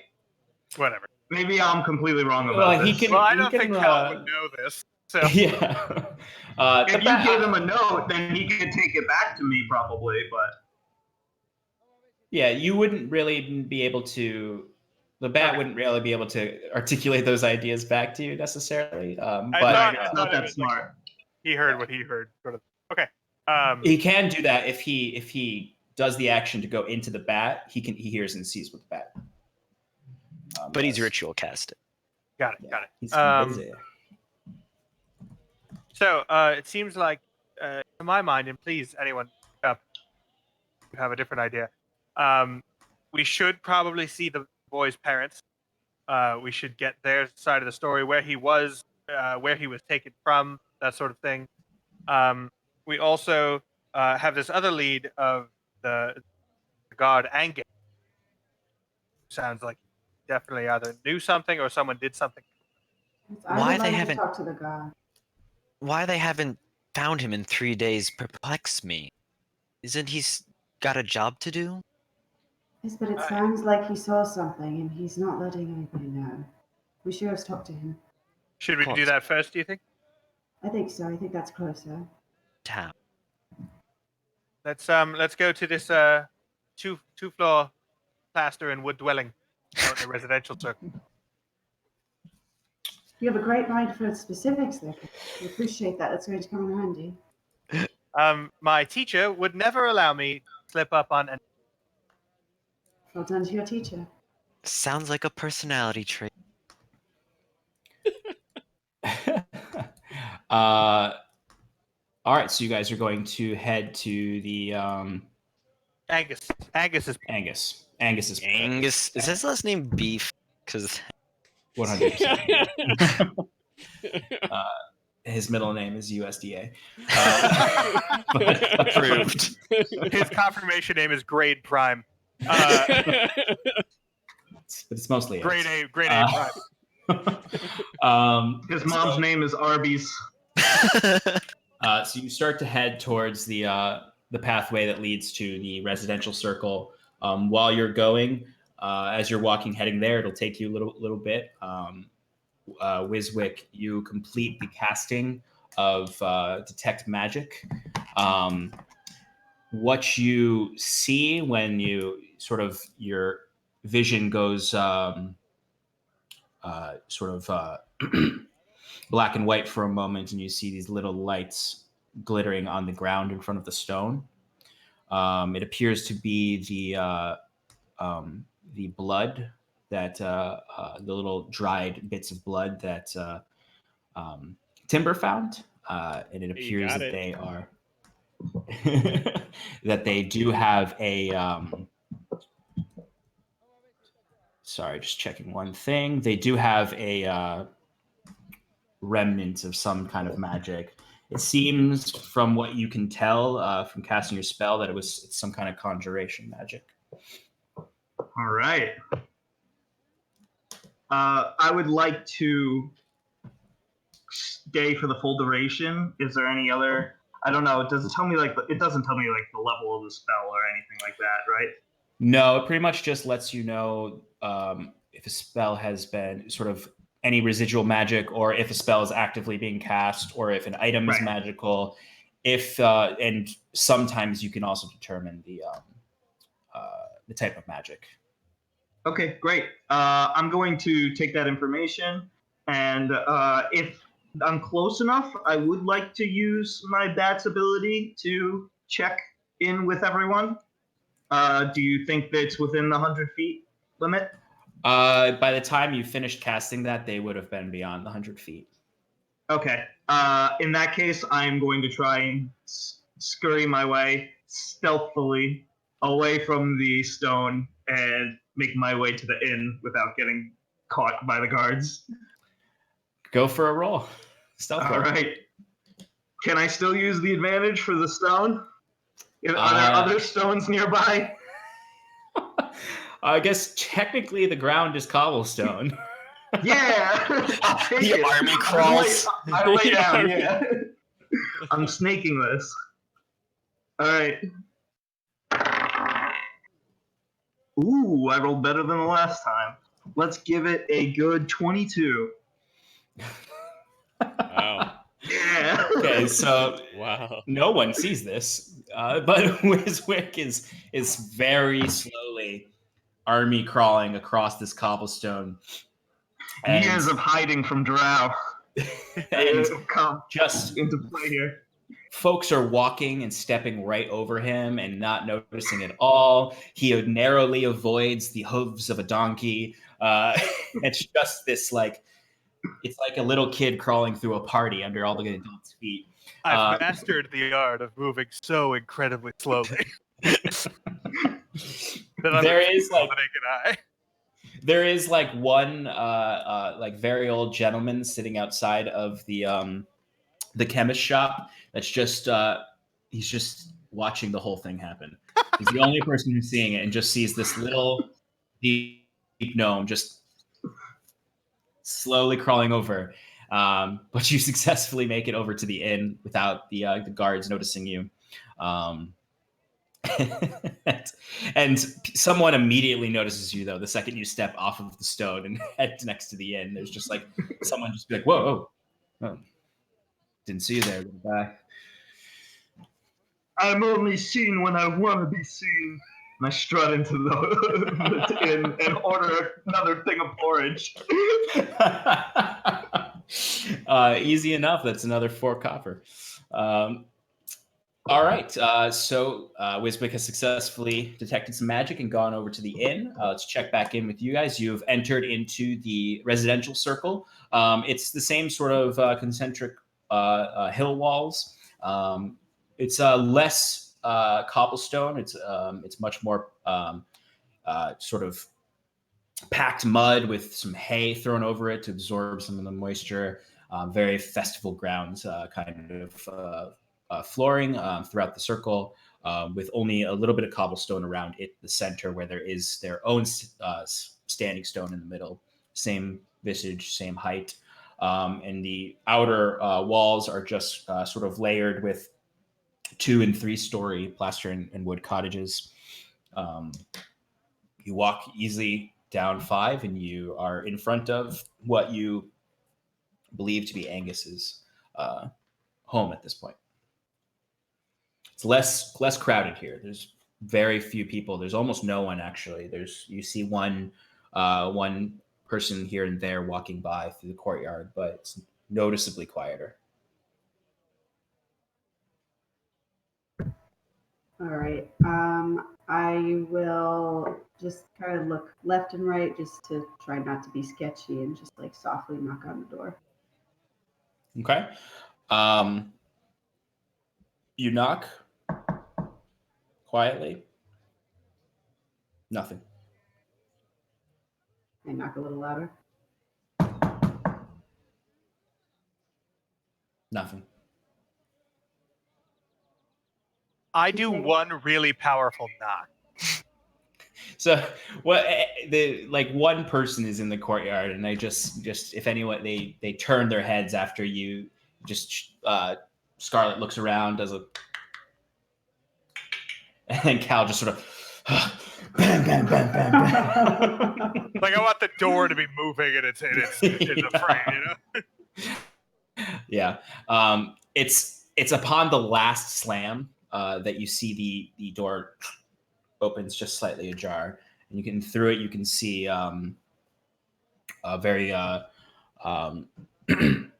pale face, but a young face, clean shaven except for wispy black mustache, and sort of very matted down black bowl cut essentially, but very bright and vibrant green eyes. But they're underneath is sagging low, as if it looks as if he hasn't slept in days. Shirtless, with just some cotton breeches, no shoes, no socks, no anything, just sort of standing there. He looks very gaunt, and he just sort of is peeking through. He's like, "Who goes there? What do you want?" Is Angus home? Who's asking? I'm gonna lower my hood a little bit at this point and just say, we don't want to bother you. We heard that you were one of the guard and you haven't been at your post in a few days, and we just wanted to see if you were all right. Yeah, I'm okay. Is the captain asking for me? I mean, he's concerned you haven't been seen in a few days, and we wanted to check in on you. If you don't mind me saying, you do seem awfully scared of something. Well, yeah, I'm sure you've heard of the murders. Yes, that's actually one of the reasons we wanted to talk. Oh, I didn't see anything. Are you sure? I saw nothing. I swear it, I saw nothing. Then what is troubling you so much? Why haven't you been at work in a few days? Give me a persuasion check.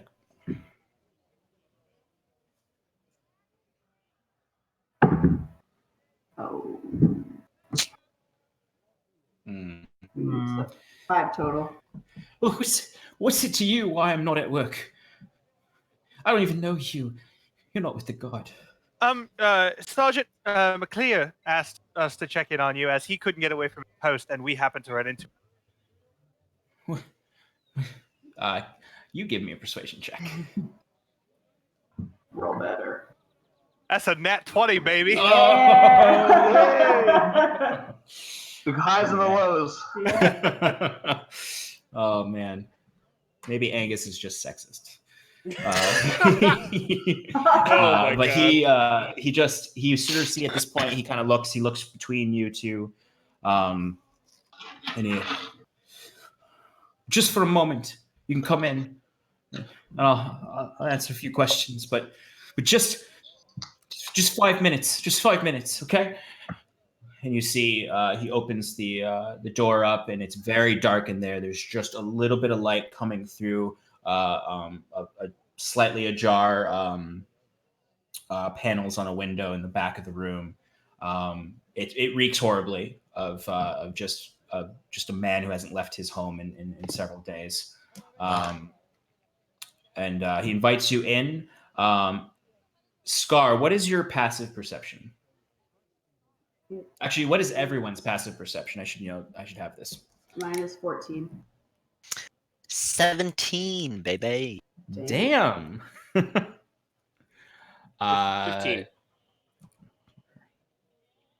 Cal. Well, that's a big fat 12. Are you now Southern? No, good lord. All right. So Timber, I'd say, even though you have enough passive perception, you don't really notice, just because your attention is not as, let's say, high up because you're walking at all fours. But Huron, you notice above the frame of the front door of his cottage is some kind of marking. You don't know what it is, but it looks fresh, like it was carved in there, with a dagger or something. And it's just a swirl. But you're the only one who notices it.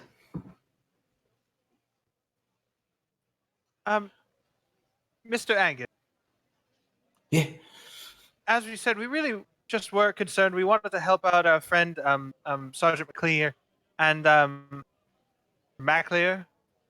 That's a problem. And, He picks up like this little teacup that he's shaking. He's like, "Hey, it's MacLear, Sergeant MacLear." Well, he asked us to check in on you. Why have you? Are you ill? What's wrong? Yes, I'm terribly ill. But What ails you? I haven't slept in 3 days. What's keeping you awake? I don't bloody know.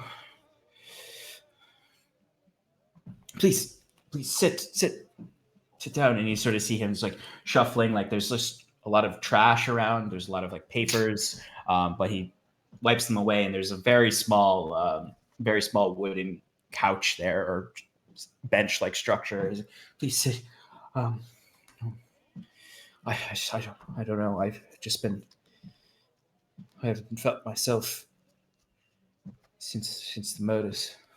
Can Cal investigate the symbol and see if he knows what it might be from? Or... To investigate the symbol, you would have to step back outside and take a look at it if you want to do. Oh, so it was on the outside. Okay. Yeah, it was on the outside of the home, right above the frame Gotcha. of the door. Okay, I thought it was on the. And then so I guess Cal's just Curon goes, well, did you make that symbol outside your house? You see his head sort of immediately looks to you. What symbol? Well, come on. So Curon then gathers the party along with Angus back outside, and just points it out to everyone to see. So you all now see what you passively did not perceive is a sort of this form or this swirl carved above the door. For the most part, no one really has seen this sort of symbol before. Upon seeing it, Angus does freak out and sort of runs into his home. Scarlet, you're the last one to see it, and you do know what this is.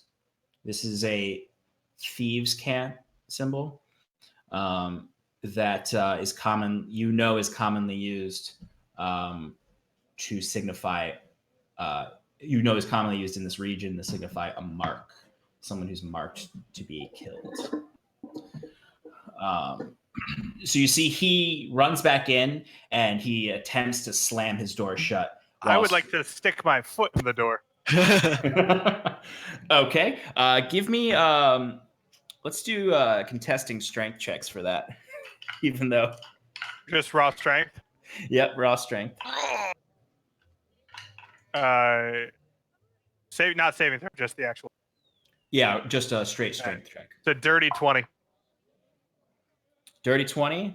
Well, Angus in his jittery state is not quite strong enough to hurt you to get your foot out of there. So he slams it shut and it just stops with just, it hurts for sure. He's still slamming a door on your foot, but you're able to keep the door open. And you see he pulls it back and actually slams it again against your foot, but can't quite get it. He's like, leave me be. I would like my facial expression to not change each time he does that.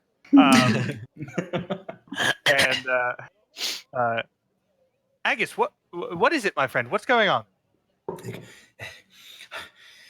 don't know. There's a mark on the door of my house after I seen a murder. They're gonna kill me. They're after me. They must be. So you did see something.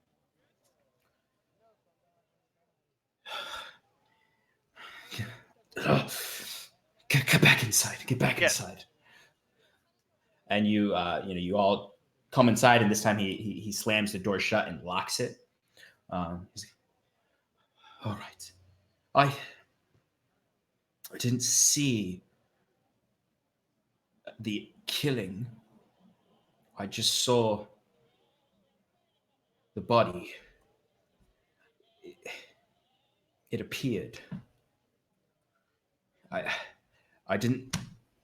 tried to look around, and for the life of me, I didn't see anyone. There was some dim light, and then suddenly there was a corpse.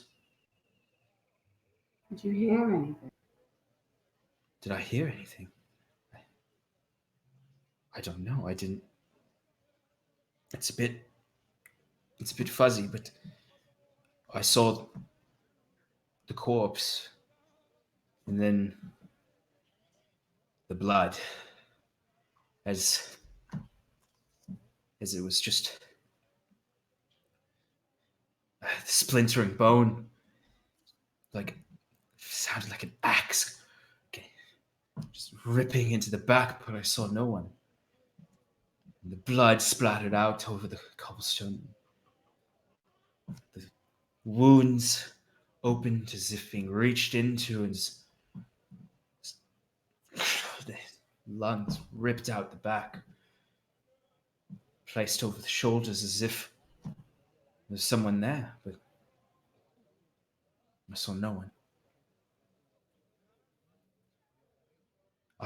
You must have seen something of importance for that mark to appear over there.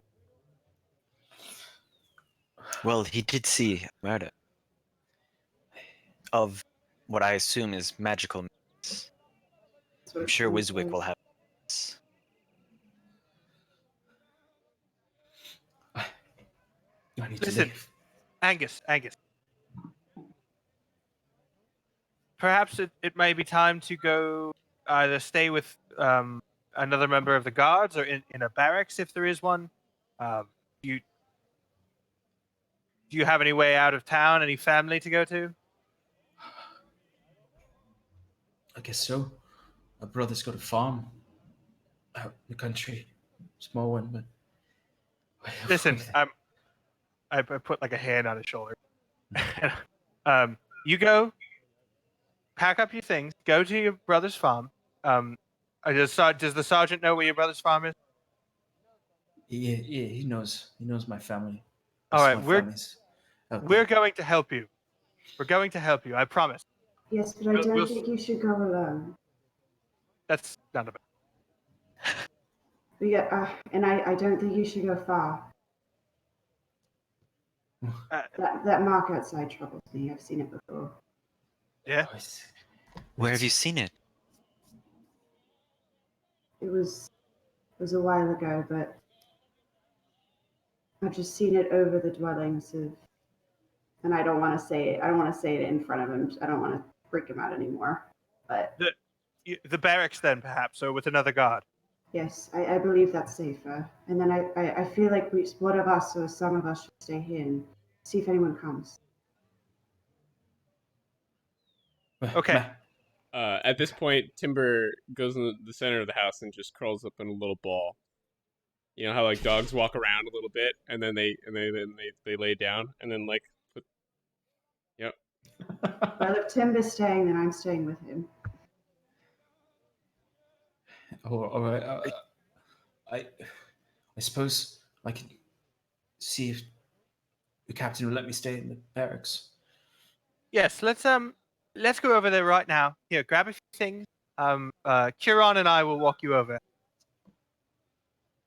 that sound good, team? Yeah. Sounds lovely. Okay, so Kieran and Cal are going to walk him over to the barracks, and the rest of you, well, besides Wiswick, who's just chowing down on some porridge, are. I'm just listening to people. By the way, I'm just enjoying my time alone and just like looking for rumors, I guess. That is my other objective: to take Angus to the barracks, and then collect. Wiswick. Yeah. So you, the barracks is back actually in the market circle anyway. So easy enough. You bring him to the barracks. He's sort of standing out front. You see, you actually see two guards out front who kind of come rushing forward, kind of like seeing him in the condition he's in. I mean, he put on a shirt, but Does he still reek? He reeks. He still reeks for sure, and he smells like his breath smells like just rotten breath with like mixed with onions, and he just reeks of being unwashed and unclean since the day of the murder. They rush forward and kind of grab him as he's kind of shaking and goes into their arms like, oh, thank you. If you find anything out, please tell me, and I can go home. Well, you'll be the first we tell. Okay. I'm just trying to reassure him. He's somewhat calm. You can tell being in the midst of the barracks has an unexpected calming effect on him. That he sort of, once he's in the arms of the other soldiers, they give you all a nod and thank you for recovering our companion here. We'll take care of him. I would give a polite bow and exit. Curtsy? No, I wouldn't. The guards sort of give to Cal, sort of noticing the flourish of his bow, a very light salute, and then they sort of collect Angus up and carry him off into the barracks. Cool. And then you, very easy enough, return to the Druid's Flock public house. When you enter, you do see Wiswick sitting in the middle of the room at the end of a table. There's 3 bowls of porridge that have all been eaten, and he's just sort of scribbling into his notes. Mr. Wiswick, I trust you've had a eventful, however long this has been. Yes, I discovered something. My efforts weren't completely in vain. Excellent. We've made some progress as well. If you'll come with us, we have a place to talk. Wonderful. You can lead the way. I do that. Kieran makes sure that Jet is reunited with his master. Is it dark out yet, or?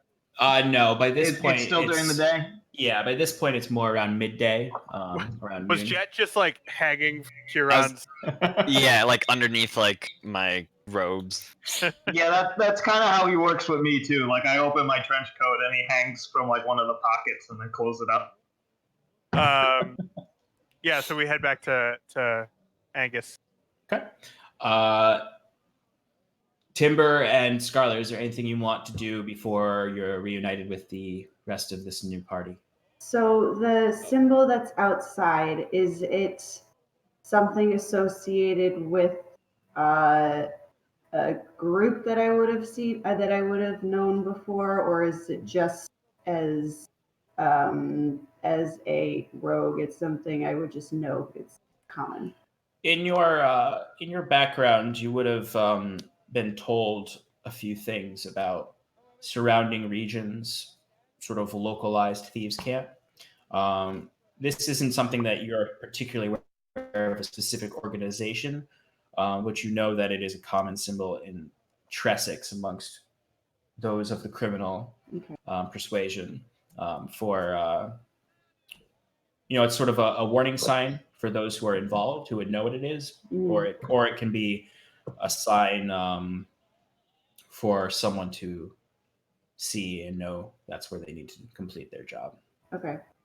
I want to stand like at the door and just like look and see if anybody's watching. Give me a perception check. Are you kind of slightly opening the door a little, or are you? There is like a front window that has kind of shutters on it that you can peek through as well. Is it dark inside the house? It's very dark inside the house. All right. So then I'm going to put my hood up and look through the window and hope that I'm blending in. Okay. And when did you say perception? Yeah, give me a perception check and a stealth check. Okay. Yeah, perception, nat 20. Jesus. So 24 total, and my stealth, 26. Oh, geez, rogues. Yeah. So as far as you know, you're undetected by the crowd outside, or the lack of crowd outside. When you look out and kind of scan the courtyard, it's noticeably empty.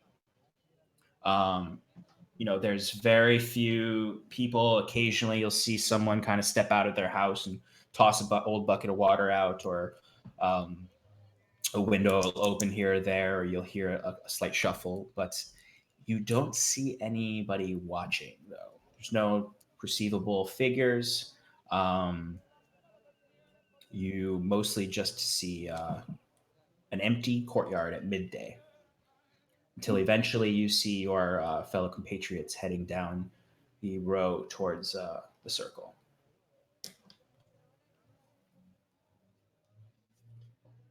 And then you see them coming. Are you guys just walking right to the house and going in? Oh, okay. Probably. Did you have something you wanted to do, Alex? I did, but it's too late. What did you want to do, Timber? Oh.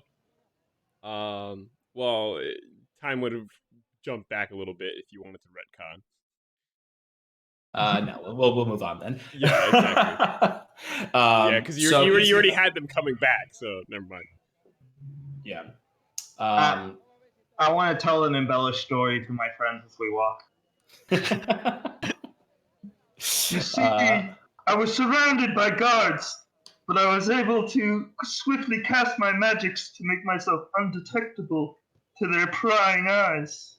Oh, and then excellent. I discovered a hint of conjuration magic along the crime scene. I was still undetected, so I hopped into the crowd and made myself one with the people until I made it back to the village, to the inn, and enjoyed a couple of delicious pieces of porridge.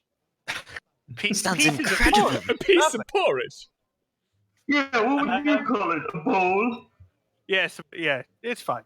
I don't need to explain overworld stuff.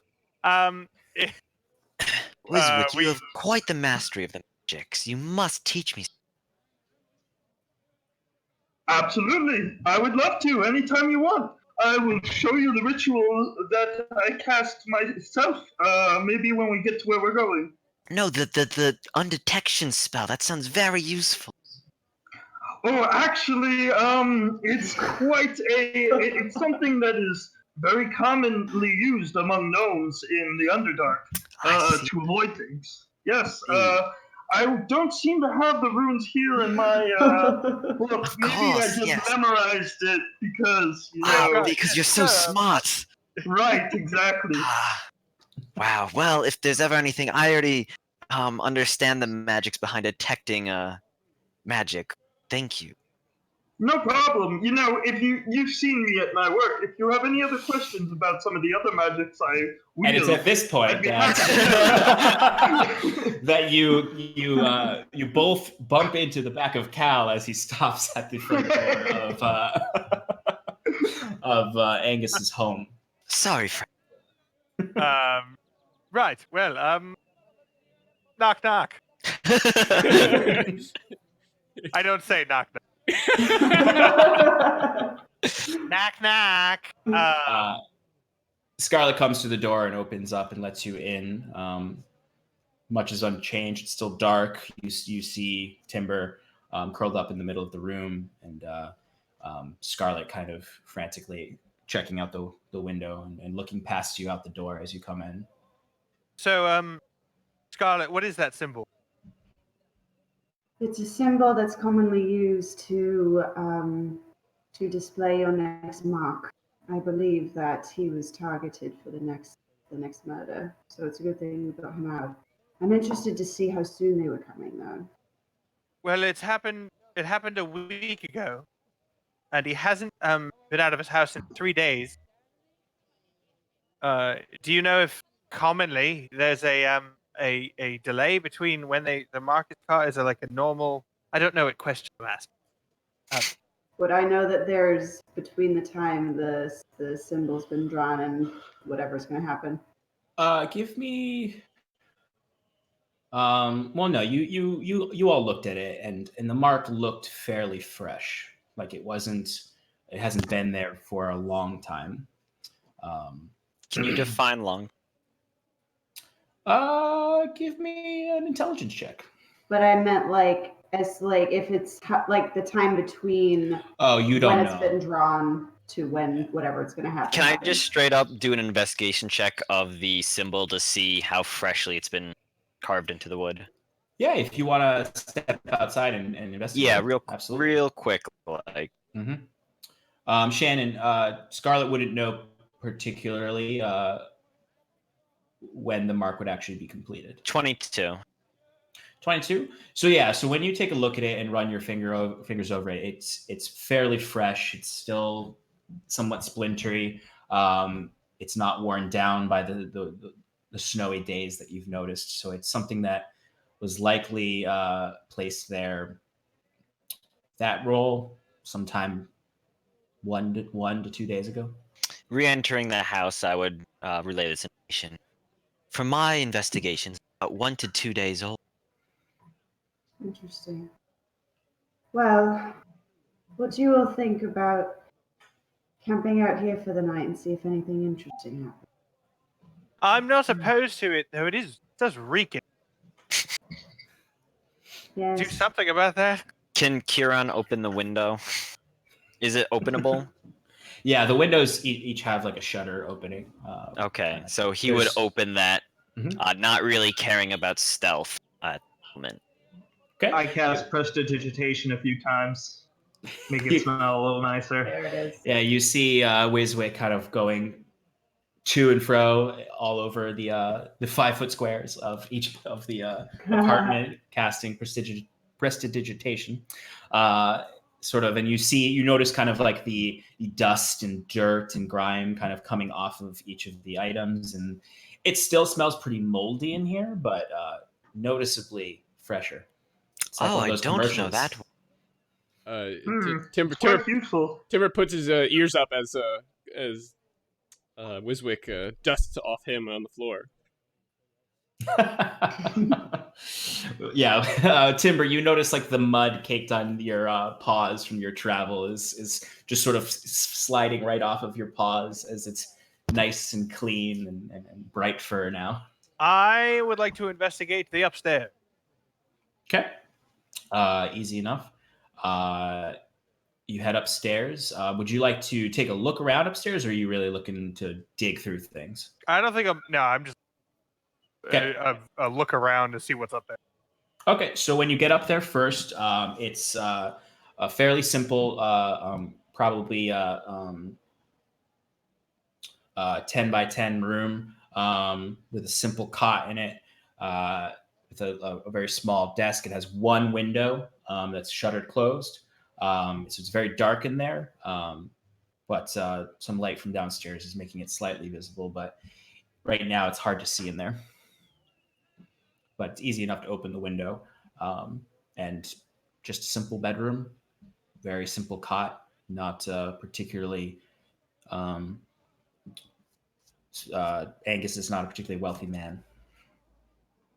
Can I look around downstairs and see if he was like in his panic state, was like writing things down, just like in journaling as he's trying to process what's happening?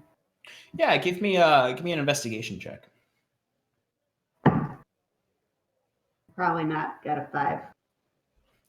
So yeah, no, it more so looks like the Can I mess. try and help her with that from I already cleaning up? rolled. Well, yeah. Yeah, I would say generally doing the helping before the roll. You can make Sorry it about that. Yeah, no problem. I'll say I'll allow Fine. it for this time because I already cleaned up. because you already cleaned up. So next time though, so Shan, go ahead and roll again for advantage. Next time, Clay, you're up. That's better. 19. Sorry, what was that, Tim? 6 Clay. So in looking around, what you can generally tell from the mess in the room is a lot of it is not so much him doing anything particularly. It's more so from the jittery movements around the house, sort of just like pacing around, rapid movements at any noise he hears. It seems as though he, based on what he described to you and based on what you're seeing, it seems like whenever he would sit still and then jolt and just like sort of like throw everything around and then like kick stuff up in the air and just sort of as he was like would look around, maybe because he thinks there's an invisible monster about to rip his lungs out. Speaking of Kieran or really anyone, Wiswick specifically, I suppose. Do you have anything that can reveal a invisible attacker?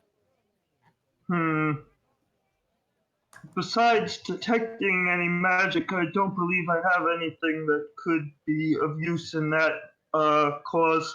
I do have the alarm spell that will allow us to detect if something is moving within a certain area, but it won't be able to find the exact location. I also have a few spells that might be able to hit them if it's in a general vicinity, if I know the general vicinity of the creature. I'm gonna look around for a bucket of paint. Give me an investigation check. It's very Good at specific. those. Actually, I'm not bad at those. That's a 17. Okay, so you look around his apartment. You do not find a bucket of paint. The closest thing you find to a bucket of paint is you peek out the back window and see he has a very small yard back there, and there is an outhouse. So the closest thing to a bucket of paint is a bucket of Yeah. Does our he good friend have- Angus. Does he have a kitchen or like a kitchenette? There's no like cabinetry or anything. There's mostly one single like sort of butcher's block. And Does he have a small bag hearth. of flour?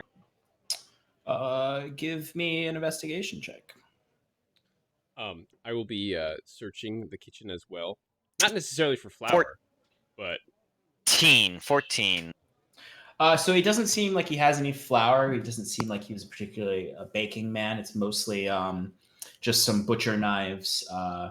And at this point, there's like some rotten, moldy bread and some left out meat that he never got around to cooking.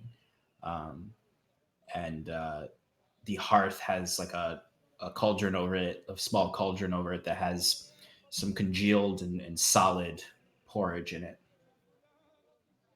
What's the porridge made of? It looks like even in its congealed solid state, mostly oats. Got it. Okay. Kieran would like to turn to Wiswick and go back to their previous discussion about magic. He goes, on the subject of magic, you had mentioned it was conjuration is the word, conjuration magic. Conjugation, yes. Let us all conjugate and worship our deity. Conjuration magic. I don't think we actually told you that the god Angus right. saw the corpse just appear, as if out of midair,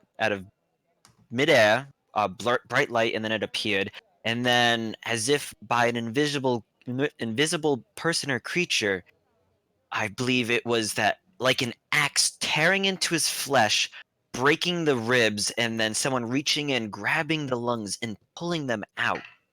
But again, it looked like that, but there was no one there. Does that sound like any kind of conjuration magic you are with? I personally am not well versed in school.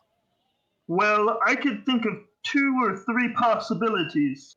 Perhaps the corpse appearing was due to the conjuration magic, some sort of teleport spell where it could appear out of nowhere.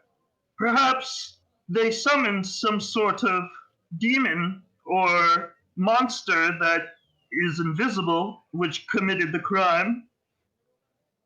I think it's either of those would mark in that wheelhouse, or perhaps they created some sort of creature that affected the mind of the witness, so they couldn't detect who was committing the murder. Almost like it was a mind wipe, but only of the person committing the murder. Yes, I could imagine that the spell would be quite complicated. Something that would be out of our wheelhouse, some sort of ancient and dark magic, but it's more likely like some invisible creature was used to commit the deed. Magic that may be druids. Possibly. I wouldn't know too much about the druid's casting capabilities. There are few in the Underdark, and I believe that they're very different from the ones that are up here. But it's definitely worth looking into, and I'm very curious in the matter. Cal, you seem well educated in the histories of these humans. Would you perhaps know anything about the druids of these lands and their history or the magics they use? Let's find out. Go ahead and give me a history check Oh, now. yeah. Could I possibly do the same from just reading books? Yeah. 14. Because you bartered in a lot of books from the above world with traders. Absolutely, and magic is my forte. I love reading about it. Mm-hmm. So is that an arcana or a history? That would be history. For you, the way you're thinking about it would be arcana, and Cal would be history. All right, 21. Cal, what'd you get? 14. All right, Cal. So you know some things. You know that you know some things. You're an educated kid. You went to school. All you know really about the religion of the area is that Tressix's deep loyalty to Oxlin is why they are a little bit more lenient about the gods they worship and the way they worship, and sort of because you would have noticed that there's not really any homage or anything to the Everflame here. It's all Font Mother and Ashkeeper. And you would generally know that besides some livestock, there's not really well, as far as the sacrifice side goes, you don't really know much about the magic of the druids here. You mostly know them as sort of spiritual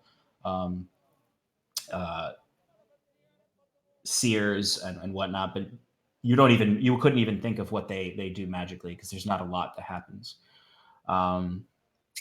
Wiswick, You rolled Arcana and got 21 for recalling what kind of magic the druids utilize. So, I mean, you would know from your readings the basics in the sense of druids use divine power, so it's separate from the type of magic that you are particularly skilled in, and that there are some summoning spells that druids are capable of conjuring, usually from either nature itself or from some of the elemental planes. But Any not, specifically like having to do with invisibility? you know that there is that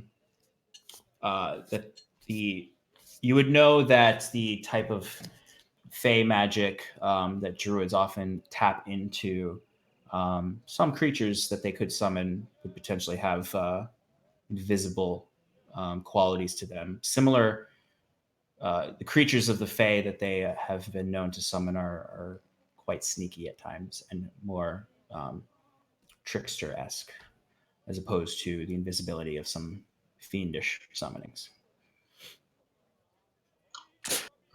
From my extensive research, I've concluded that the creature must be Feywildian. I'm sorry, could you say that again? Feywildian? Is that the correct pronunciation? I've only read it in books. I believe it's just of the Feywild. Ah, yes, of the Feywild. Yes, that would make the most sense if it were druids being the culprit. I think that it's worth taking a look into their living conditions, and maybe if we could find some druids around, we could ask for more information. That could provide us with some more useful knowledge. How about this symbol? Scarlet, you mentioned you recognize that symbol on the wall.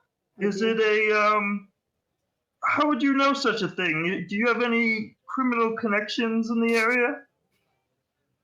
Wiswick, that's not polite to ask. Well, what do I know? I live underground. Literally lives on. It's all right. I assure you, you are all quite safe. But yes, I have dabbled, and that is a mark of criminals, as you say. Unfortunate. I was hoping that maybe we can ask around and figure something else out about who might have drawn it. I feel like that would draw a little bit more tension than we want. What time started? What time of day is it now, Sean? So at this point, it's a bit past midday. So I'd say it's probably we're getting into the afternoon towards 2 or 3.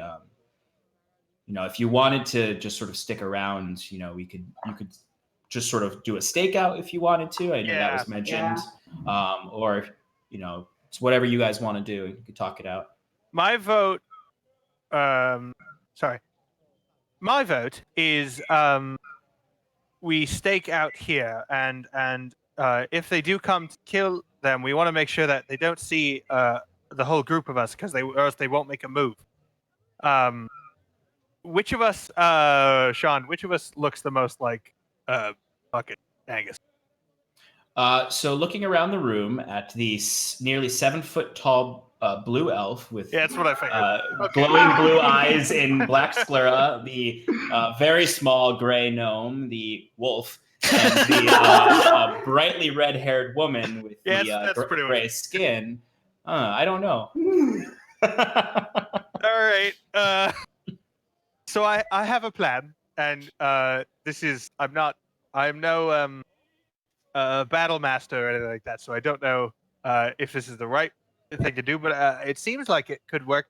To draw them in, he keep me seated on near the fire or something, and we have the rest of everyone perhaps secreted around the room, or perhaps upstairs.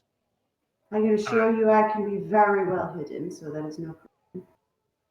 And Timber can perhaps just stay kind of like under my bench or at my feet or something, so that way they won't really see him. Or even if they do, it just looks like I have pet. I think that's reasonable. Although, do we know if Angus had a pet? I'm no pet. From my knowledge. Not you, Wiswick. I don't think he did. Would they?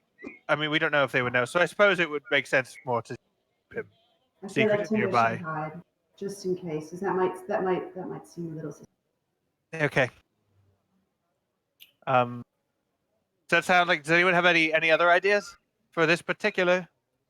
I think the stakeout is good. I do believe they would most likely at night. That's how generally assassinations take place, both Right. in Yes. Alicia and You were correct. we do have some daylight still. Would it behoove us to search the town of search the houses of the other murdered victims and see if they have similar mark? Or are we pretty much convinced that these things? Well, the other are we talking about the family? The family or who, any of the victims of murders in recent Do we know any weeks. more of the victims? You don't. Ask You know around. that there were 6 other victims, but you haven't learned who they Okay. were, or where their houses Right. were. The only place you have an idea is that Bronak, Right. the family was outside of town, down the road. 5 miles. Mm-hmm. How long does it take to walk 5 miles? How long does it take to walk 5 miles? That'll take you An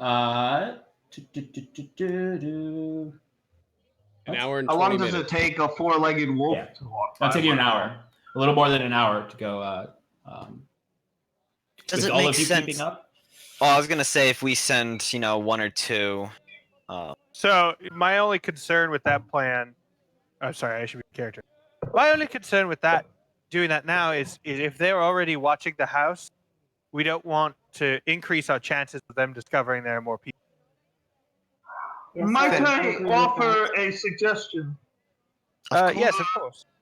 I can use my magics to create alarm spells on the house, so we can silently detect if somebody enters the vicinity. I wouldn't want to cast them outside because people might be able to detect them, but it could be a good way for us to keep an eye on it from a distance. But if we're far away, then these people seem to act very quickly. We might not catch them.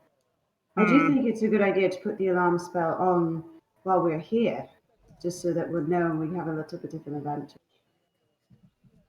Very Or well. if they're invisible. That too.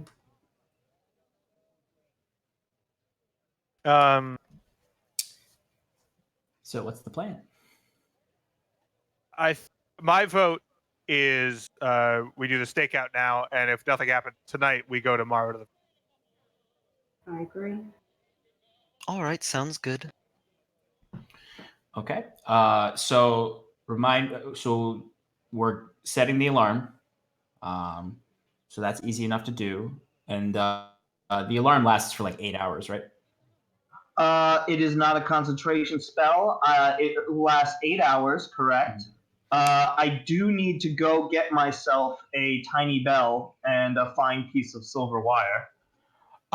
No, you would have those things because you've cast it before. They're not consumed by the spell, so you only have to shop for things if it's consumed by the spell. It has a gold value to it, so you've already cast it before. Right. So, yeah. Okay. So I will probably just put one of those in the front, one of those in the back.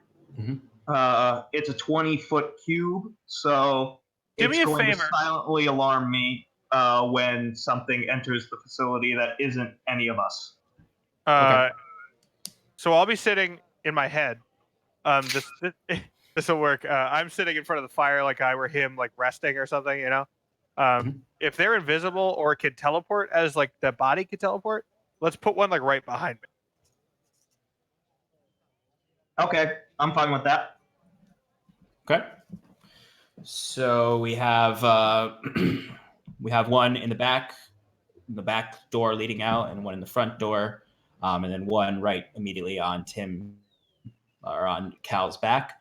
And Any Well, other? it has to be. It spots? has to be a stationary location, so The it would bench be then. like yeah. Yeah, that's I meant. Not like on his back, but around it, the back of him. Bless you. Constantly Thank you. being alarmed. I walk down okay. the street. Like, Jesus. Some more details. It's a tiny or larger creature, if that matters. Mm-hmm. And I can designate what creatures, don't set it off, and I can choose if it's mental or audible.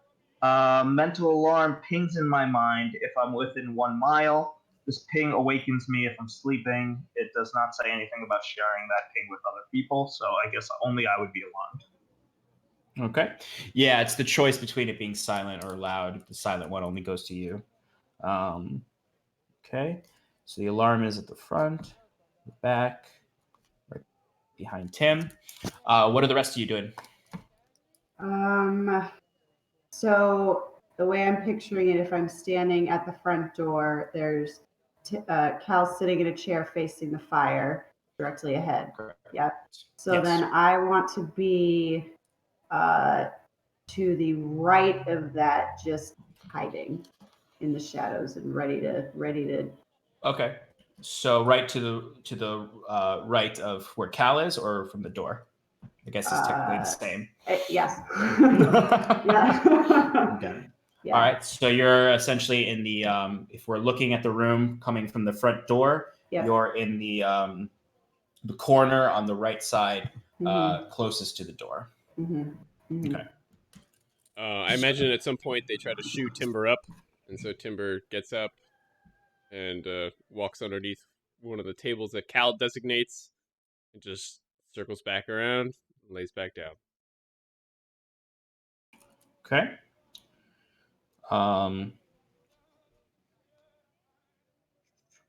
So yeah, so you would probably be under the wood bench then that Cal would be sitting on, because that's really the only place where you can get under.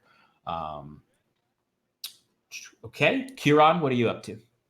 Kieran would be on the second floor, Mhm. probably looking out over the courtyard in front of the house, Okay. keeping watch, maybe receiving things Okay.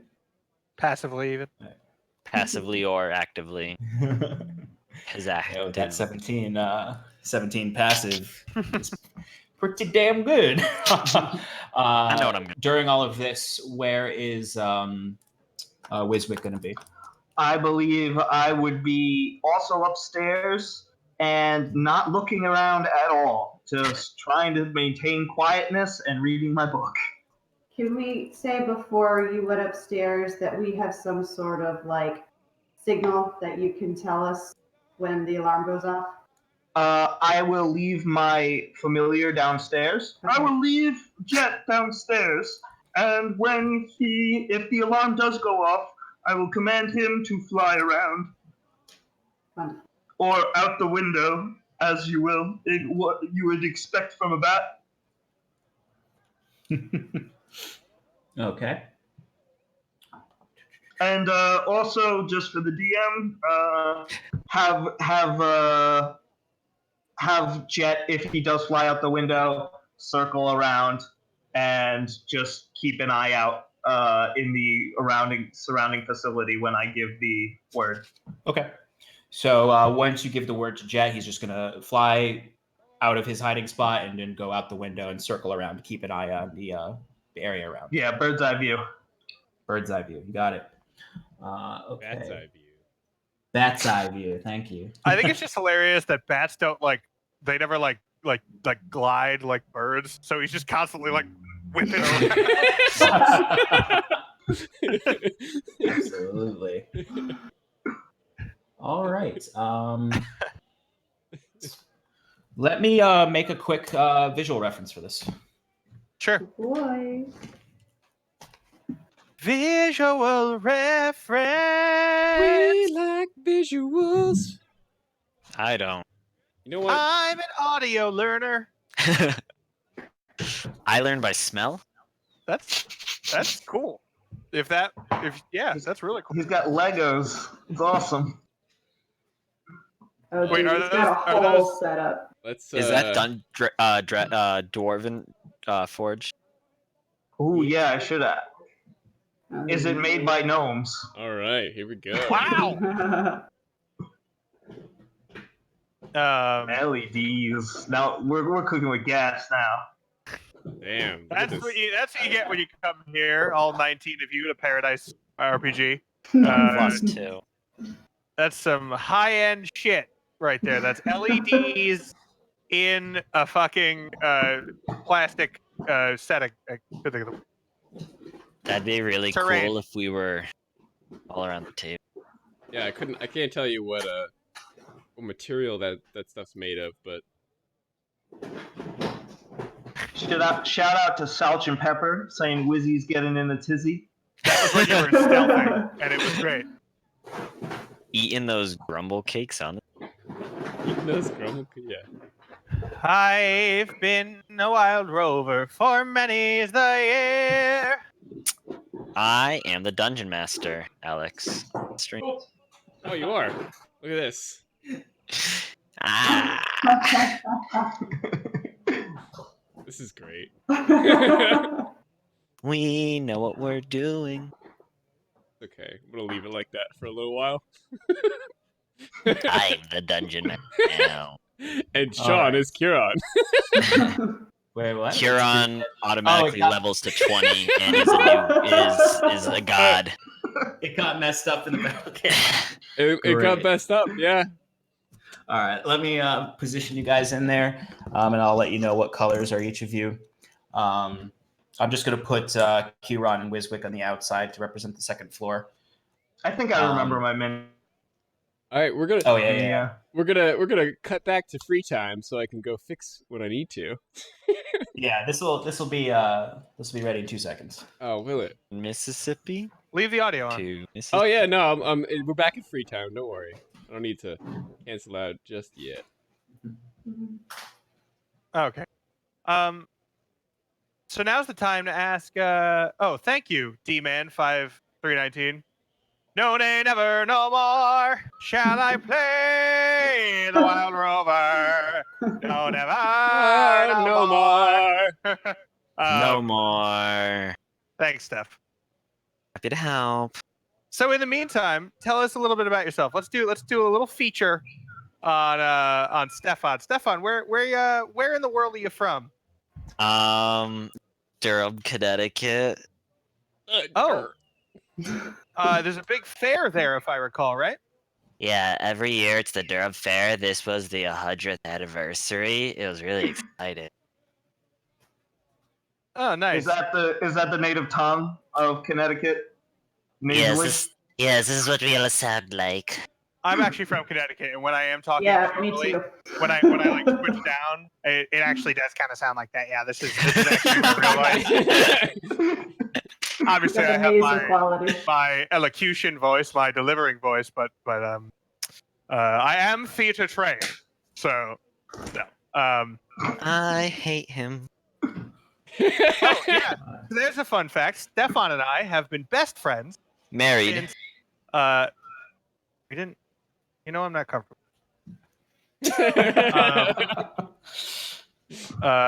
Since 5th grade, 6th grade.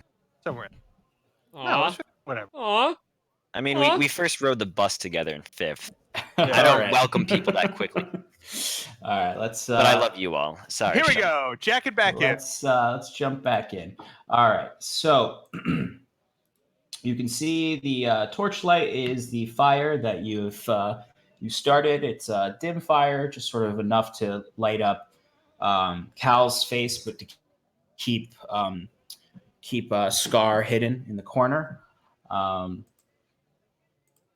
As far as who the minis are, you can see the big white blotch is a wolf form. That is our good friend Timber. The yellow base is Cal.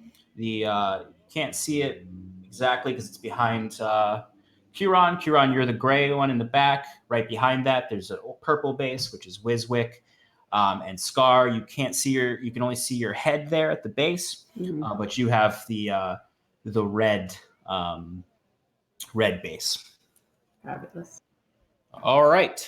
So let's get into this. So you're just going to wait and sort of get ready for the evening, get into your positions. And what is everyone individually doing while they're staking out? So Kieran, you're perceiving. So give me that sweet perception check.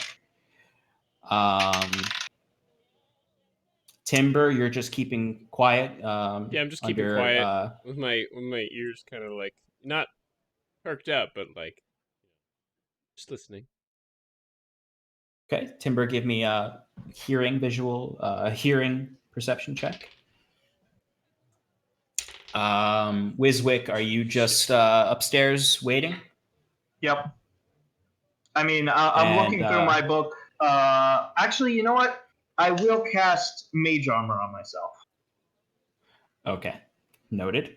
Cal, are you doing anything besides just sort of quietly contemplating by the fire? Yeah, I think I would to kill time essentially. I would say out loud, not looking at anything other than the fire. Maybe trying to just sell it like I'm talking to myself, basically. But I would say, so Scarlett, what is it that you actually do? And because I'm hiding, I'm not going to answer you. Everyone takes it so seriously. All you can kind of see in the darkness of the corner is the occasional light of the flame flickering across her eyes and her bright red hair under her hood, and you just see those eyes staring back and no words coming from the shadows. Lovely. Sounds bracing. And Scar, besides just keeping hidden, are you doing anything else? So I will take out one of my daggers and just kind of fiddling with it. And I want to be listening as well. Okay, so let's get those perception checks. Scar, I'd also like I guess actually really from Scar and from Kieran, I'd like stealth checks. All right, perception is 21. And my stealth is dirty 20. Okay. One more thing. Will you say we were here for more than an hour? Yeah, definitely. So a short rest wouldn't be completely out of the picture. You could definitely short rest. All right, so Arcane Recovery, I get my one spell slot back. You got it, wizard. Kieran, what's your stealth and then your perception? Stealth is 8. Perception is 21. Okay. All right. Timber, perception from you? 11 with advantage. Nice. Nice. 11 with advantage for perception. Yep. You hear the nice crackling of the fire. And then is anyone else doing any perception, or is it just Cal contemplating and Wiswick studying his notes? I mean, I guess I could if it's not too much of an issue. If you twist my arm. Yeah, I'd say if you really wanted to, you could give me a quick perception check of being just sort of. It's very quiet, so you would definitely be listening and be able to hear anything that happened. Yeah, and I always got that 120 foot dark vision. That's true too. I only have 6. And the first good perception roll I've rolled in a long time, we got a 17. Nice. Okay. Cal just contemplates the hilt of his. Contemplates the health of what? The hilt of my rapier. The hilt of your rapier. Okay. In a brooding manner. So yeah. So anyone. So realistically, just Timber and Scarlet would see that. I would see just sort of this very dark space with just the light of the fire as the very dim lights bleeding through the cracks of the windows slowly dissipates into the night as Cal occasionally attempts conversation with Scarlet, but largely rests in contemplates a very fine rapier that he holds. All right, let me. Ooh, some Gregorian chants there. Yeah. All right.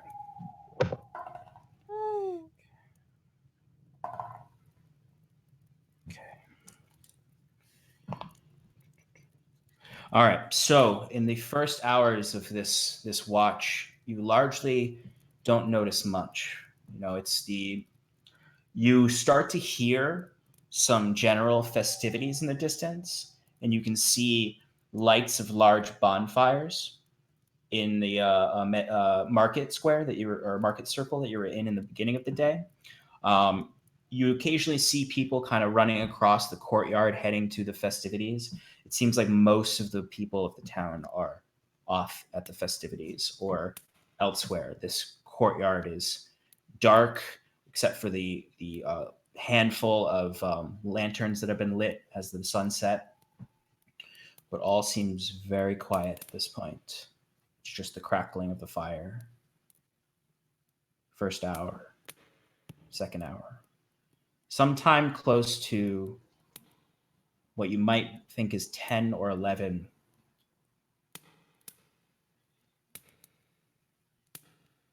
Now, Timber, you rolled low. Huron. So, Scar, you are not noticing anything. It's just this quietness. Huron, you are looking out the back. And you notice very slightly some rustling. And you see, as you're staring down at his sort of small backyard area, you see what appears to be pebbles dropping from the sort of stone fence around. It almost looks like someone just wiped pebbles off of the back. And a moment later, in Wiswick, a light goes off in your head as you hear or you experience someone cross your silver thread from the back door. Cue Jet. Okay. So actually, Scarlet, you do notice this at the same time. Two things happen simultaneously. You notice the back door creak open slightly, and you notice Jet's wings just start flapping sporadically as he flies forward and bursts through the front windows, opening the shutters up wide, and he starts to fly around the top. And at that moment, the room is dead quiet as the door stops opening. It opened enough for a person maybe to fit through, but it's very quiet at this point. Jet flew through. That's the signal. The door opened. What do you do? Can I move closer to the door? Stay still. Stealthily. Okay. You're going to move closer to the door. Slowly and carefully and trying not to make a sound. Making no noise and pretending I'm not there. So wait, are you trying to move and not be seen as you go towards the door, or are you trying to just walk straight towards it? Move and not be seen. Okay, give me a stealth roll with disadvantage.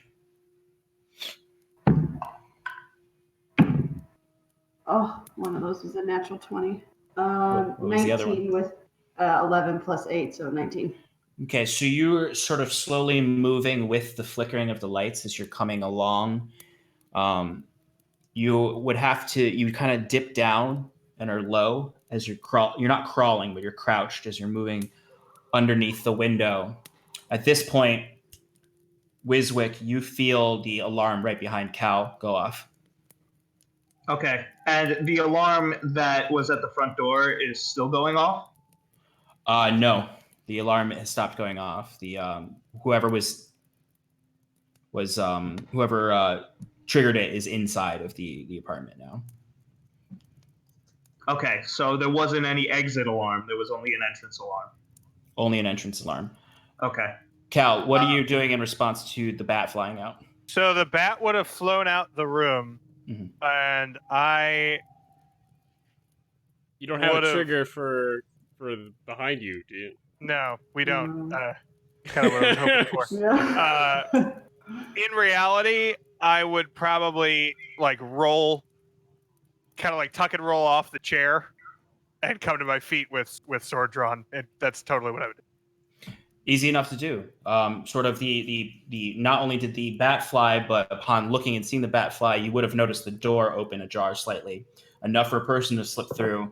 And I'd say simultaneously as the person's, whoever this is, triggered the alarm, stepped into the alarm spot at the same time that you rolled forward and turned around, rapier drawn, in front of the fire. I need everyone to roll initiative. Yeah. Are we doing combat? Okay. Oh no. I got a 10 total. Oh wait, no, it's less because my initiative is broken. It 20 is to a 7 25? total. 20 to 25? Ooh. 15 to 20? Me. Stefan or Curon. Curon, what did you get? 17. Anyone else? 50? Cal, what'd you get? A sweet 18. Okay. Should I roll 10 for the bat? you can actually, yeah.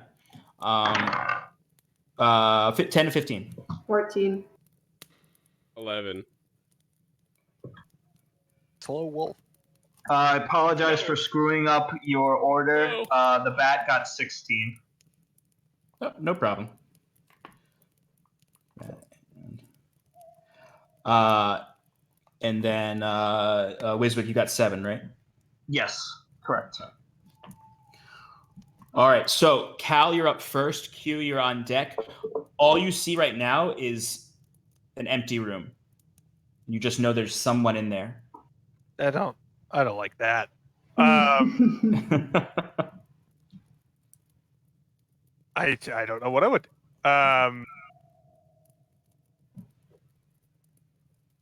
Maybe. So I assume they're invisible. I think I want to kick the bench towards the back door, or like in like a diagonal way. You know what I mean? Yeah, you're gonna. Yeah, no, I feel you. I'm just gonna try and sweep as much space as I can in that direction. All right, give me a general strength check just to see how hard you kick this thing. Yeah, Yeah. you're gonna kick the bench, and Timber's gonna be like, huh? 14. 14.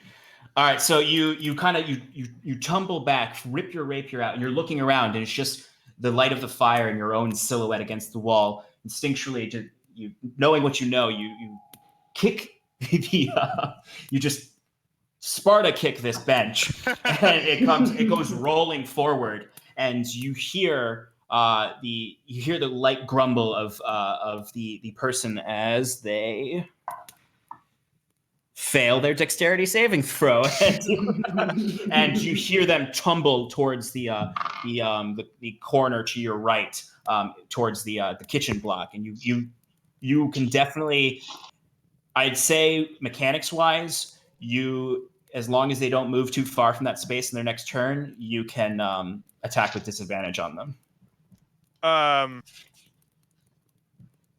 Because you could identify someone fell, and I guess you've used your action, so you still have a bonus action and movement. But someone fell into the table, essentially, the butcher block that had all of the rotten meat on it, and you see stuff scatter across as presumably their arm landed against it. Okay. I'm then going to run over there and then action surge to attack it again.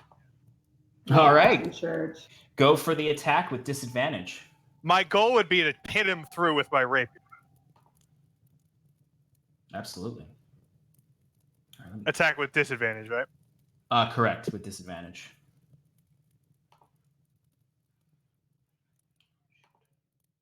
God damn it. It's not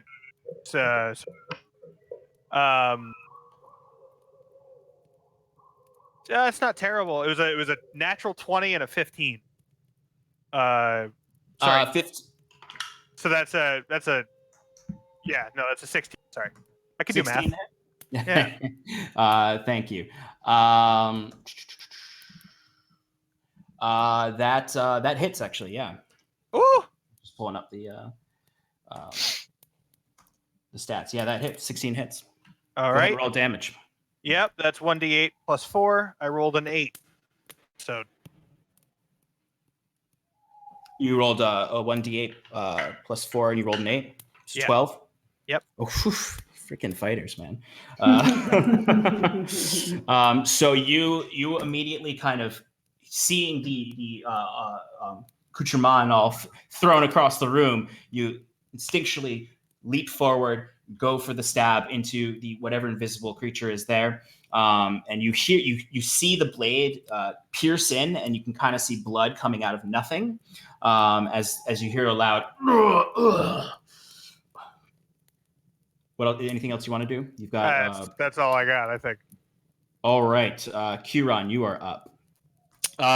Could I move down the stairs into the room in one move? You could. You would have to use. So that's probably like. In one movement, you can get to the bottom of the stairs. Okay. I would do that, and then I would, seeing the scene in front of me, Kieran would cast Detect Magic to see if there is magic coming from Cal's pinning strike. Coming from the end of my rapier. Yeah, coming from the end of the rapier. Yeah, as soon as you get down there, you do just see Cal with his rapier in something, or piercing into something. Right. So casting Detect Magic, you sort of your eyes, the blue part of your eyes takes over the entirety of it, and you see in a bright blue light the form of a humanoid pierced by Cal's blade. And what kind of magic? Illusion magic.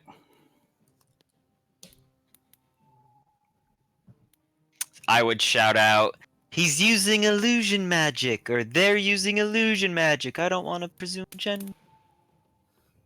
Yeah, as soon as I hear some noises, I would also like to say, "There's two. There's two of them." You can say that on your turn. But Kieran immediately shouts out, "They're using illusion magic." So that is your minor action. So Kieran, you still have a bonus action left. Do you want to do anything?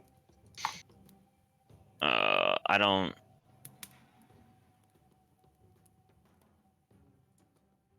No, there's nothing I can do. Okay. So yeah, I'm all set. All right. So now it is. So immediately after you've pierced through this invisible figure's form, and Kieran has run down, shouted, "They're using illusion magic." Cal, you feel. Well, let's see if you feel. Cal, what's your AC? 18. Well, what's he doing? Is he attacking? It's 18. You're getting attacked. Okay. Oof. All right. So you feel you sort of driving your dagger into, or your rapier into this invisible figure. As you're doing it, you feel on your left side a sharp pain as a dagger goes into you, just right through like the rivets of your armor. A dagger goes in, and you feel that pain tight in your side as blood starts to fill the inside of your armor, and you feel that warm blood in the cold air. Ow. That is 11 points of piercing damage. Holy shit. Oh, wow. Okay. As you, as Kieran and Scar, you immediately see a figure appear right next to Cal. The magic just dissipates down as you see what looks like a humanoid covered entirely in black cloth and black leather armor, as a dagger is right into Cal's side. And that brings us to technically Jet's turn. the bat is completely under your control, and it's flying around in circles. I don't All tell right. it anything. Sounds good. In that case, then Scar, you're up. All right. Just looking at it. All right. So I would. So who's directly in front of me right now? Is that Kieran. another? That's Kieran. Okay. Mhm. All right. So I saw that guy here. So I am going to. Yeah. I'm going to run up. Can I get up to him with my movement?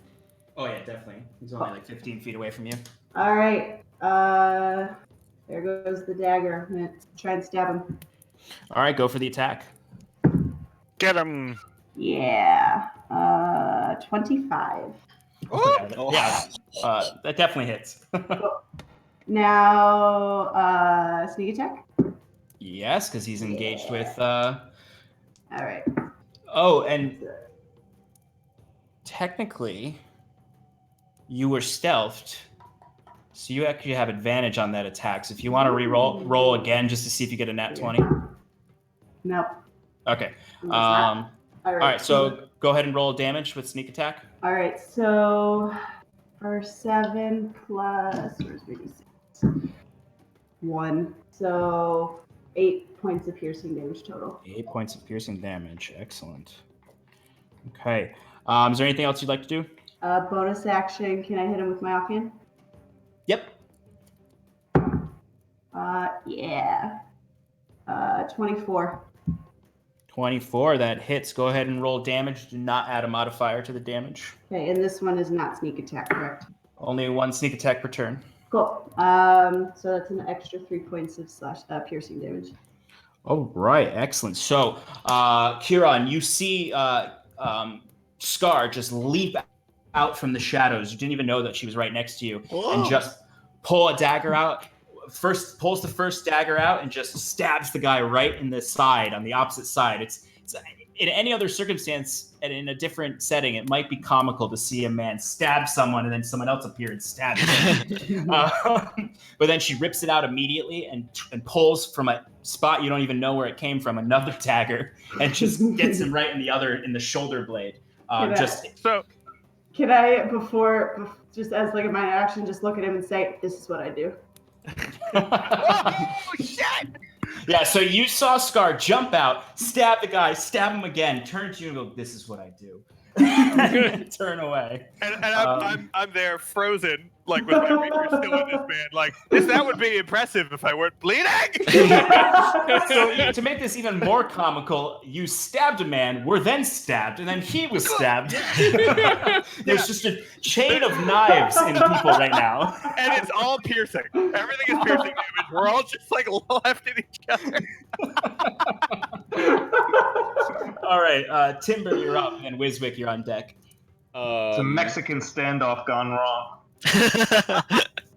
Oh, I forgot. Actually, it's a half-elf standoff. Real quick, I forgot to go for the other assassin.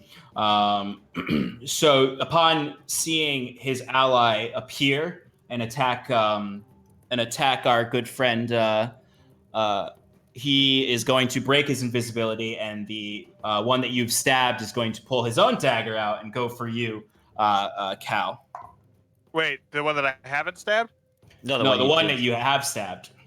Oh, I thought he already went. No, he didn't. His compatriot did, who showed up behind you.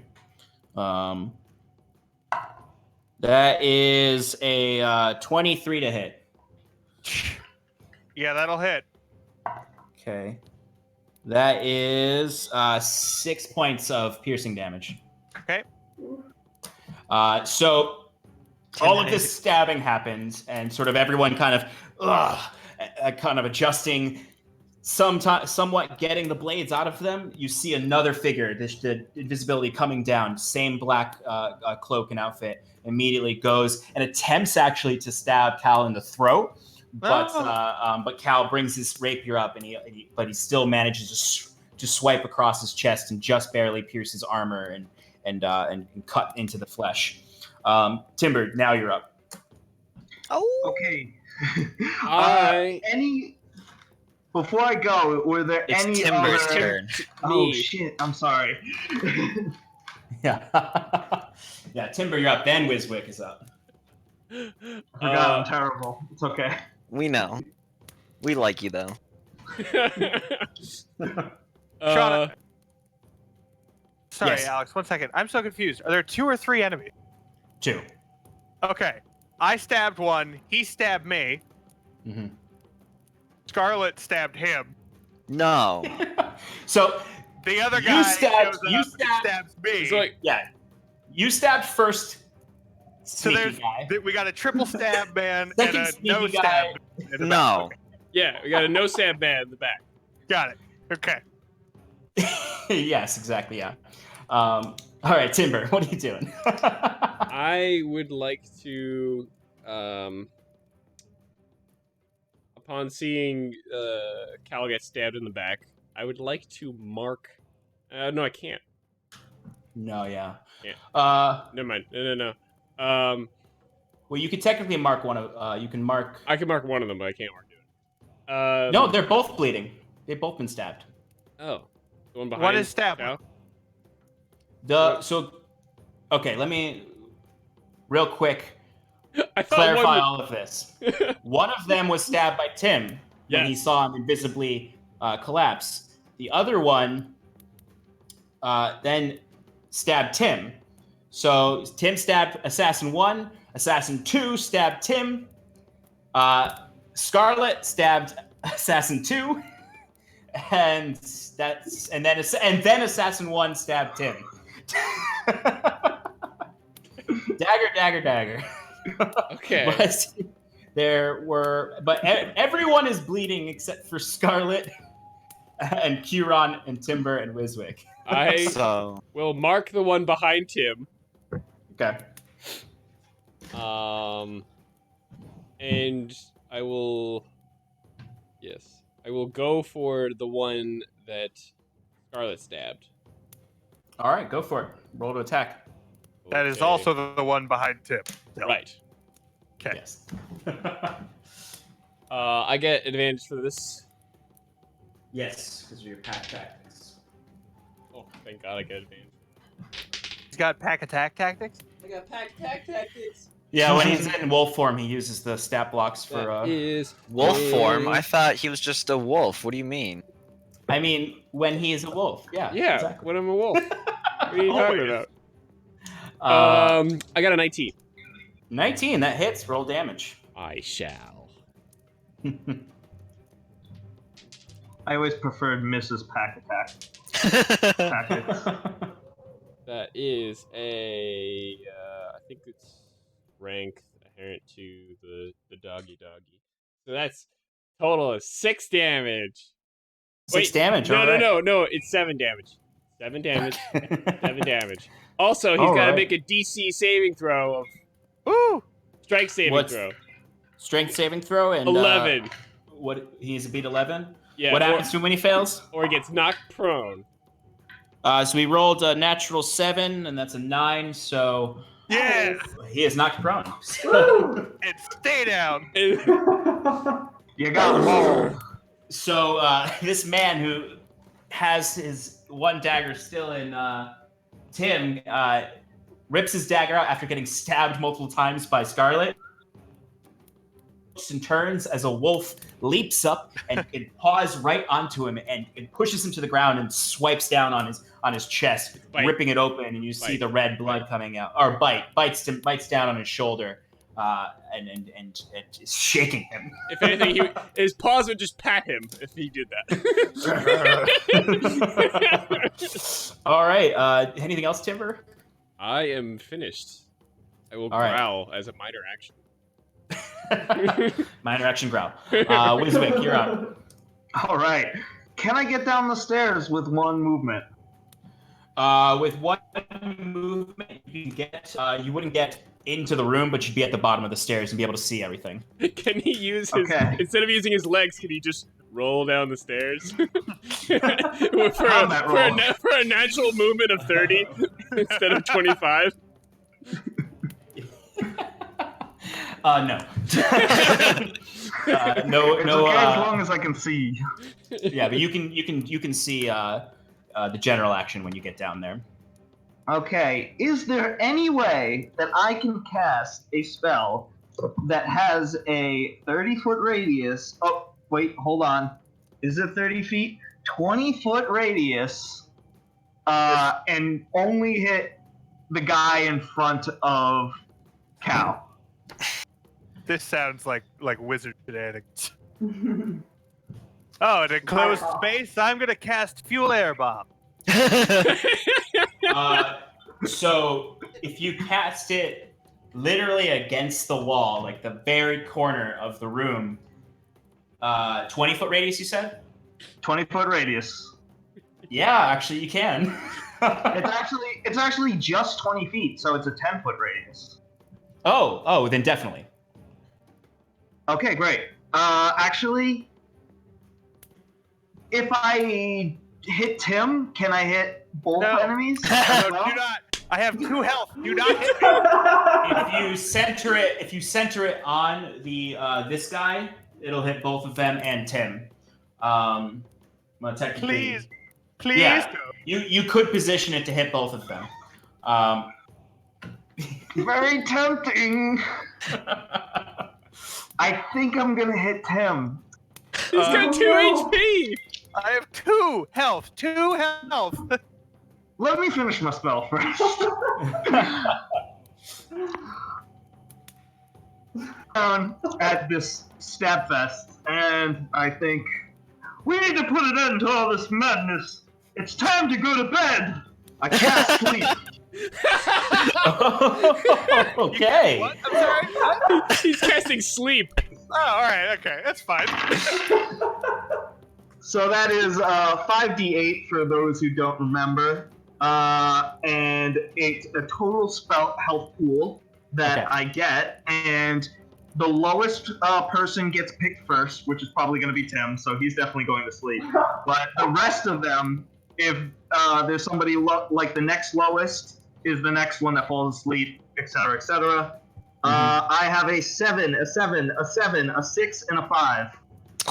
So what is that? So 21, 27, 32. Minus Tim's 2. 32 is the 32 total. total. Yes. And is Minus that Tim's and it's current hit points, right? current hit points, correct. Okay. Let me calculate that real quick. So take Tim's 2 away. Tim falls immediately to sleep. You better get them all with this, or else why? How could I not? Does the one They all laying fall on asleep.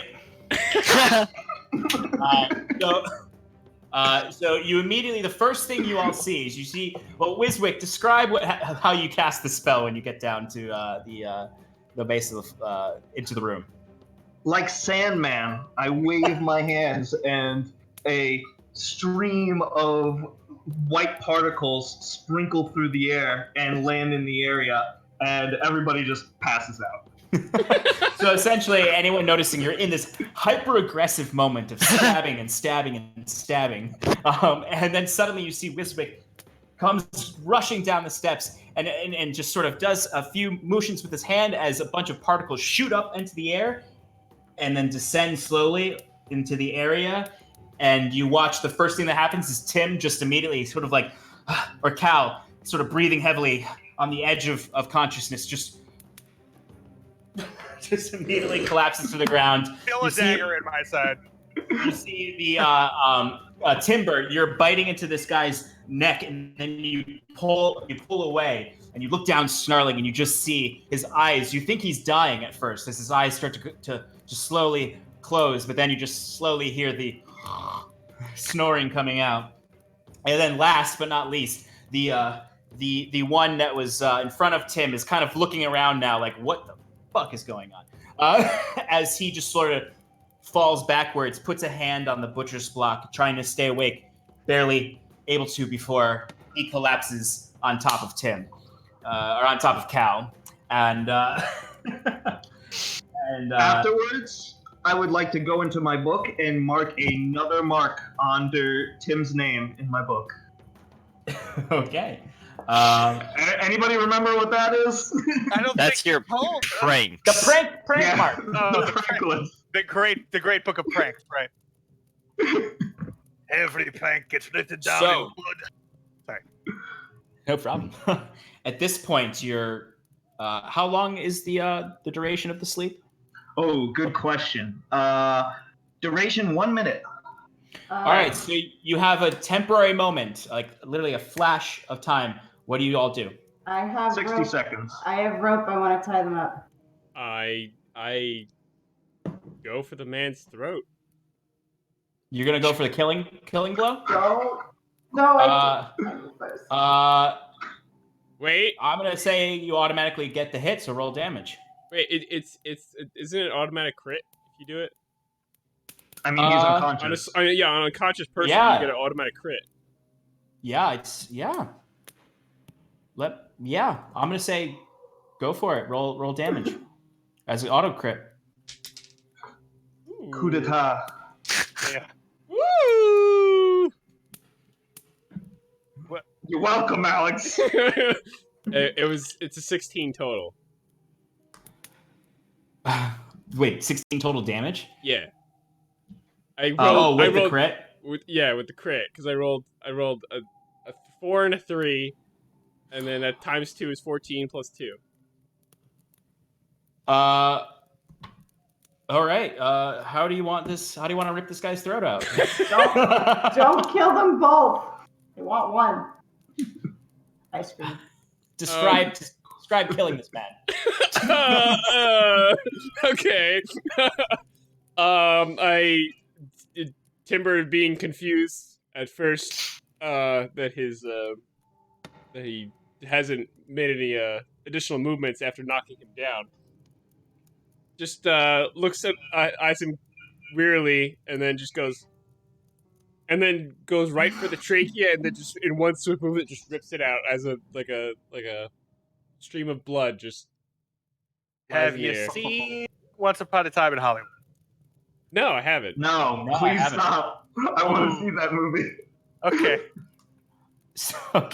So Scar goes to the other, rushes up to the other assassin, immediately begins taking her rope out and binding his hands and legs. As she's doing that, she looks over at Timber to kind of be like, "Don't kill him," and she just sees Timber kind of. That dog, like, sort of awkwardly, like, moving his snout over the man's head to move it back and forth before he snarls and then just right into the man's neck, and it just splatters everywhere. Huron. Sorry. No, go ahead. What Huron would rush to Cal's side, not totally sure what's going on, and like turning back to Wiswick and goes, "What did you do?" And then he's gonna cast Spare the Dying on Cal, thinking that he's dying. Okay. Relax, it's harmless. So as you do that, Cal is unconscious, but he feels pretty good, Spared. but not healed. You feel spared of the he doesn't get healed, but the bleeding stops in his wounds, and he is, for better or worse, not as much risk, but there's no mechanical improvements. I'm emotionally better. Yeah, emotionally more in tune. How was your nappy? And then I guess I would also cast Cure Wounds after that, seeing that he's been stabilized. Or yeah, easy. Go ahead and roll to heal. 8 points of healing. Okay. Timber. I'm gonna need a wisdom saving throw from you. Okay.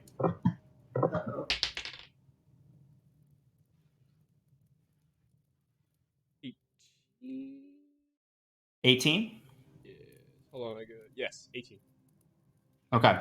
So, Scarlet, you actually noticed this because you were watching Timber and kind of a little horrified, but he when he bites into the assassin's throat, you see he sort of rips it out, and then there's this moment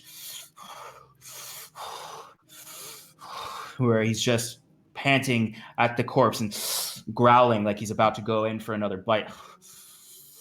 And then the wolf shakes its head. then steps off away from the corpse. By this point, you see the sort of indigo light coming from Kieran's hands, sealing the wounds of Cal. And as Cal feels this reinvigorating energy, slowly his eyes begin to open as the minute is concluding. And then you, Scarlet, being distracted for a moment, you're holding the guy down and you've tied him, but immediately sort of he starts to struggle underneath you. Just, let me go. Okay. Could I interrupt for a second? Yes. I just want to, after I see that everything's like secure in the room, I'm going to swap eyes with my bat and survey the area. Okay.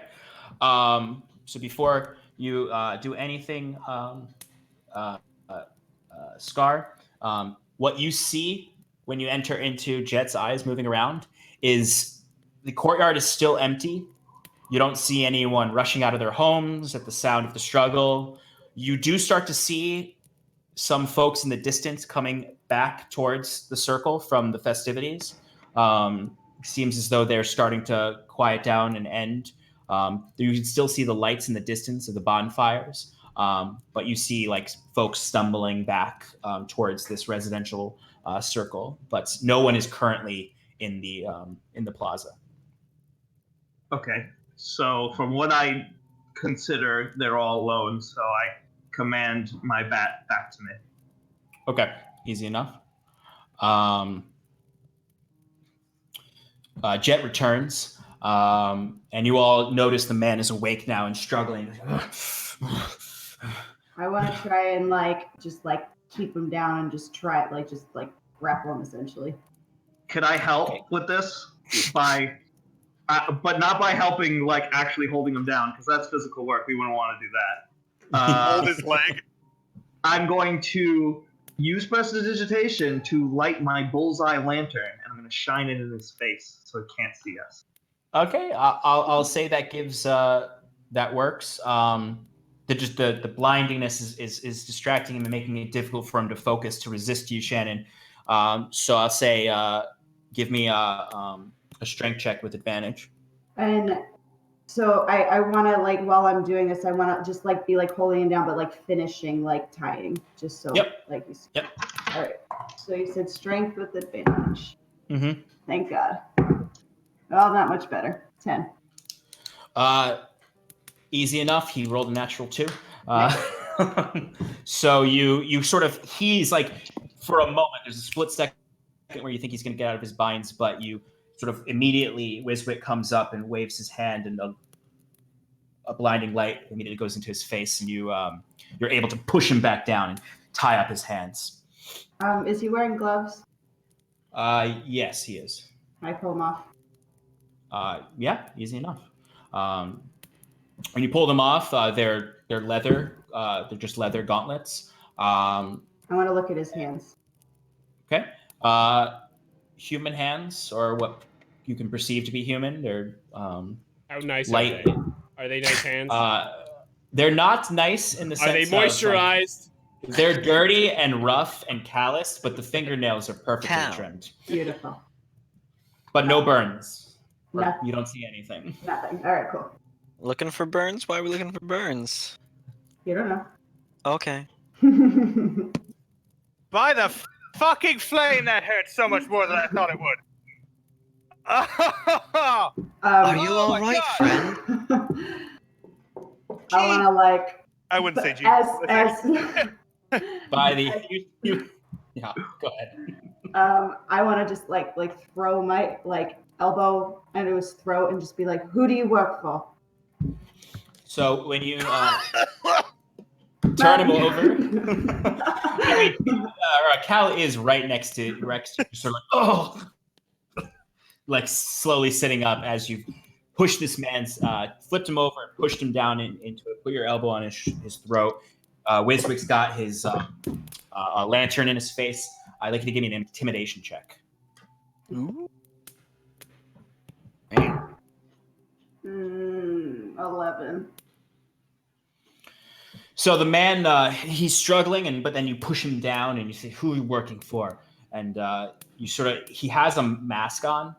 You can see his eyes, but he has his hood is still up, and there's a black face mask over his nose and mouth like this, and he's just at this point he's slowly calming down. You could feel his stop struggling, and he's just staring right at you. I swear to God, I'll run you through with this dagger if you don't tell me who you're working for. The eyes are very wide at this point and just sort of not responding. Anybody else want to try this? Huron turns to him and just kind of like lifting up a hand and casts the command spell on man. All right. And he must make a wisdom saving throw. And what's your spell DC? Wouldn't you like to know? It's a 13. Okay. All right. That's a natural 2, and he has no modifier. What is your command? Speak. The truth. It can be one word. You can't handle it. As Crucify. As I almost said your other character's name. As Scar is holding him down, and you said you came up to him, put a hand on him, and cast the spell. Yeah. So you watch as Huron's hand goes onto the side of the man's face, and he just speaks he just says speak, and the man's eyes immediately glaze over and turn blue, like Huron's eyes. The sclera fill black, and just slowly, the man just says,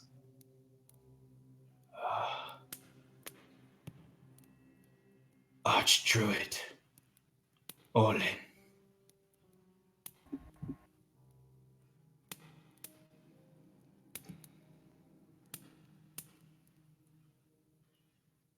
Orin?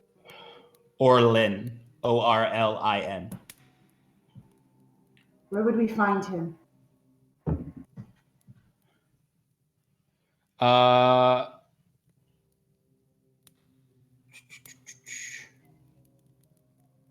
So that only lasts for 6 seconds. So he's immediately sort of. Oh yeah, one round. Right. Sorry. One round. You're right. So that only lasts for 6 seconds. So the eyes go back to normal, and he sort of. And you can see he's not responding, but you can see the calculations happening in his eyes. What do you want to do? Does anybody else have any questions for him? Well, I think we should still answer that last one. Why were you sent to kill this man? Where do you keep the children? Where do you keep the victims? The man his eyes are just darting around. He's not saying anything. He's staying perfectly calm. We've all got about 6 seconds before I slit his throat. What? No, don't you. What? Now we can bring him in to the authorities here. We know the guard, Sergeant.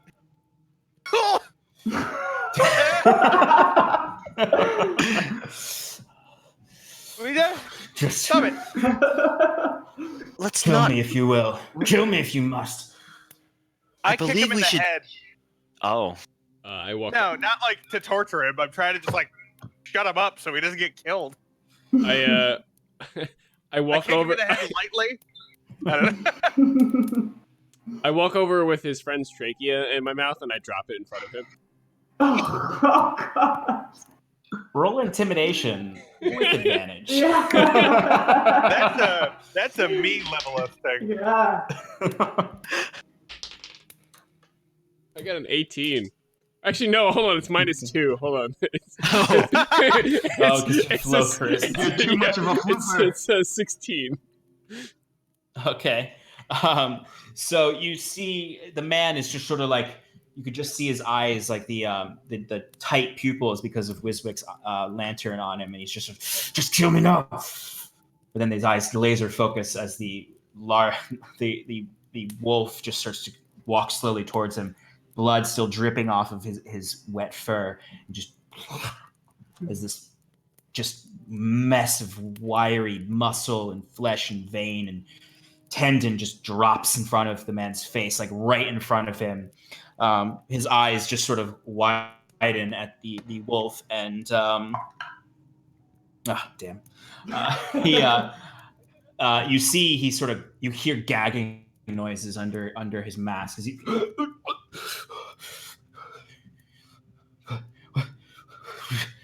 What sort of barbarism is this?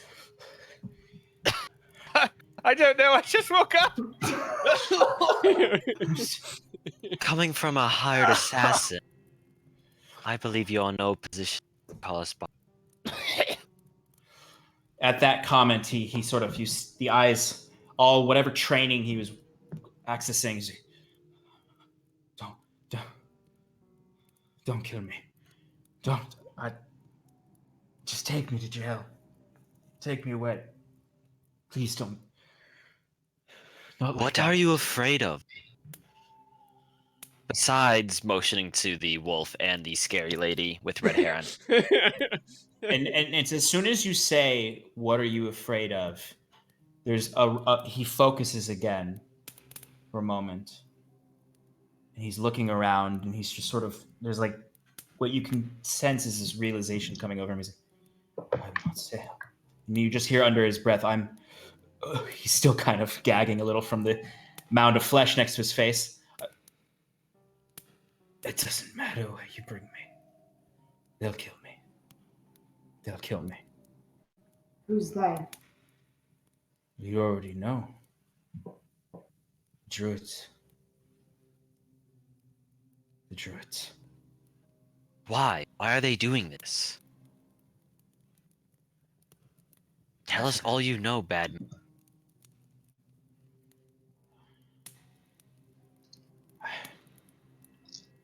I didn't ask questions. They had the mark. They had the gold. Have you done other hits like this?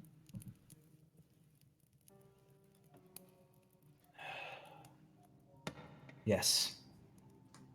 You know of the bodies being found. The stones. Those were your work. No. When was your last hit? Besides this one? A few days before the last murder. The boy. Was it the No. boy? No, we did not kill him. Other witnesses. Other people. The cleanup crew. Makes sense. I'd like to limp over to the other body. Easy. And- I was about to say easy enough. It's quite difficult. And I'd like to search him for things to interrogate this man about.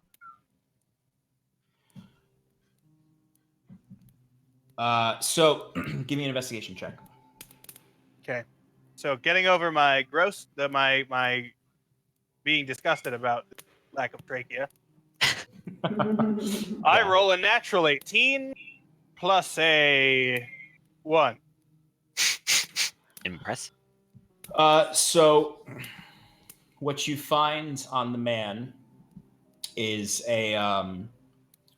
you don't find any sort of like paperwork or anything like that. You find some other hidden daggers, and you do find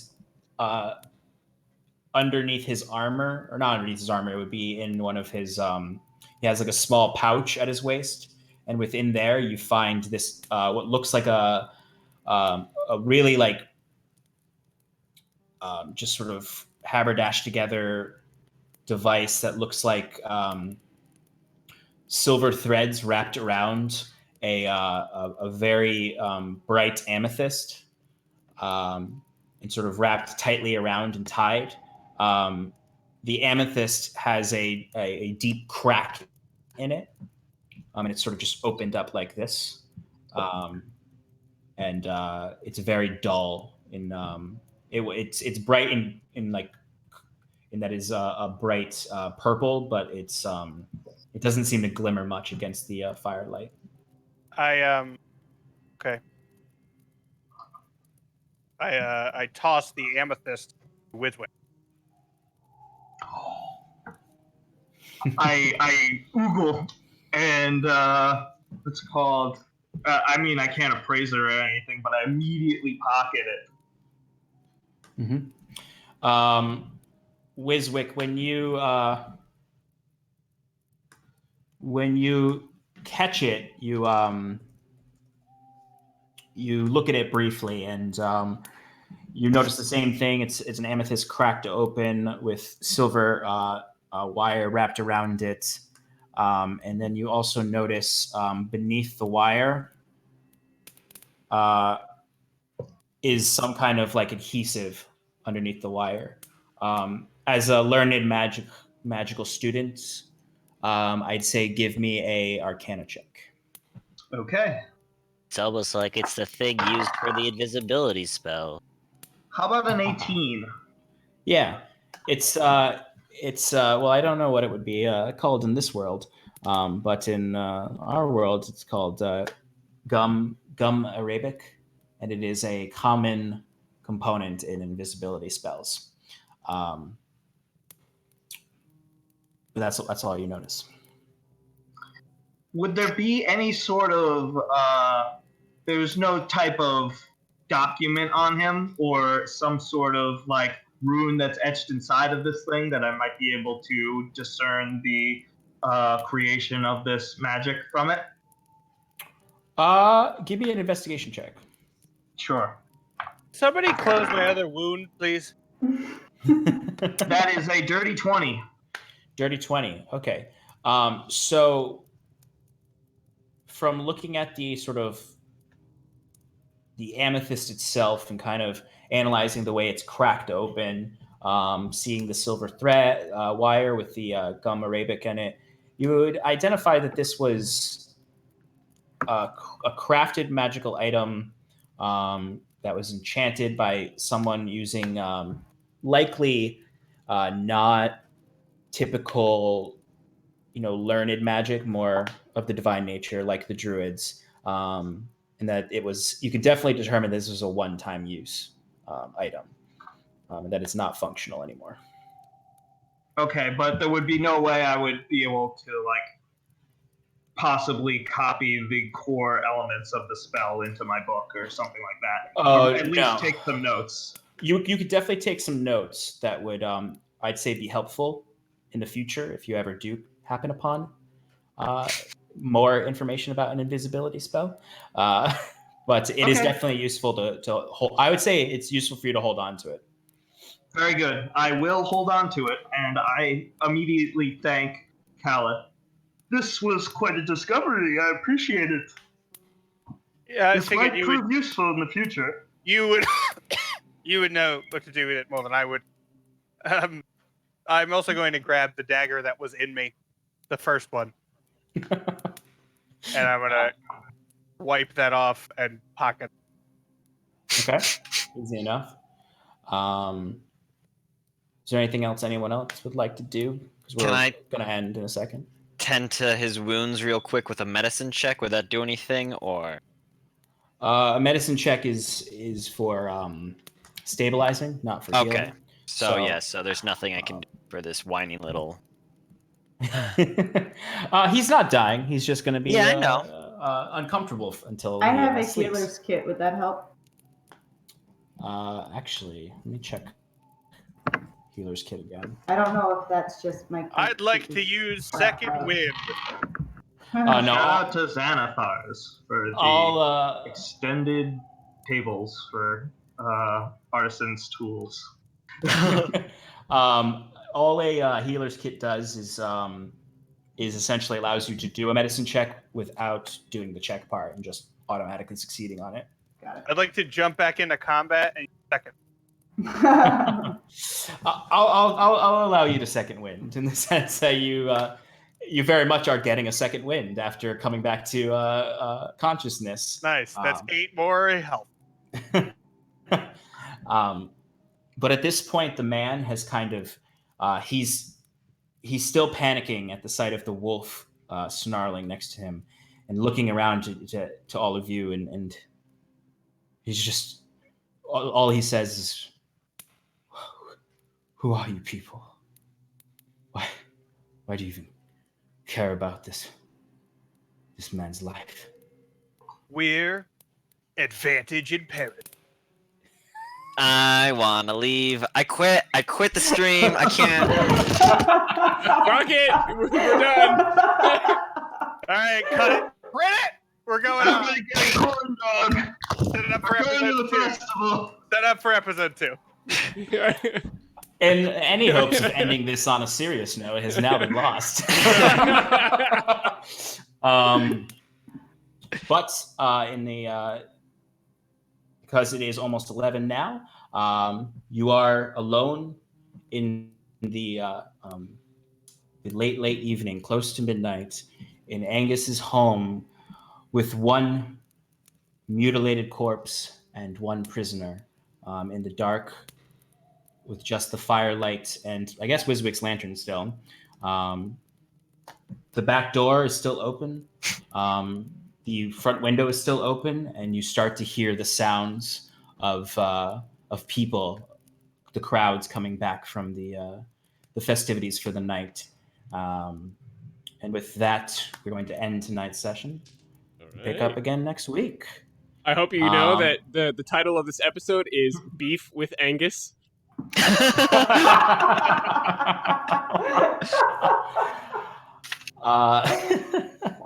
All right.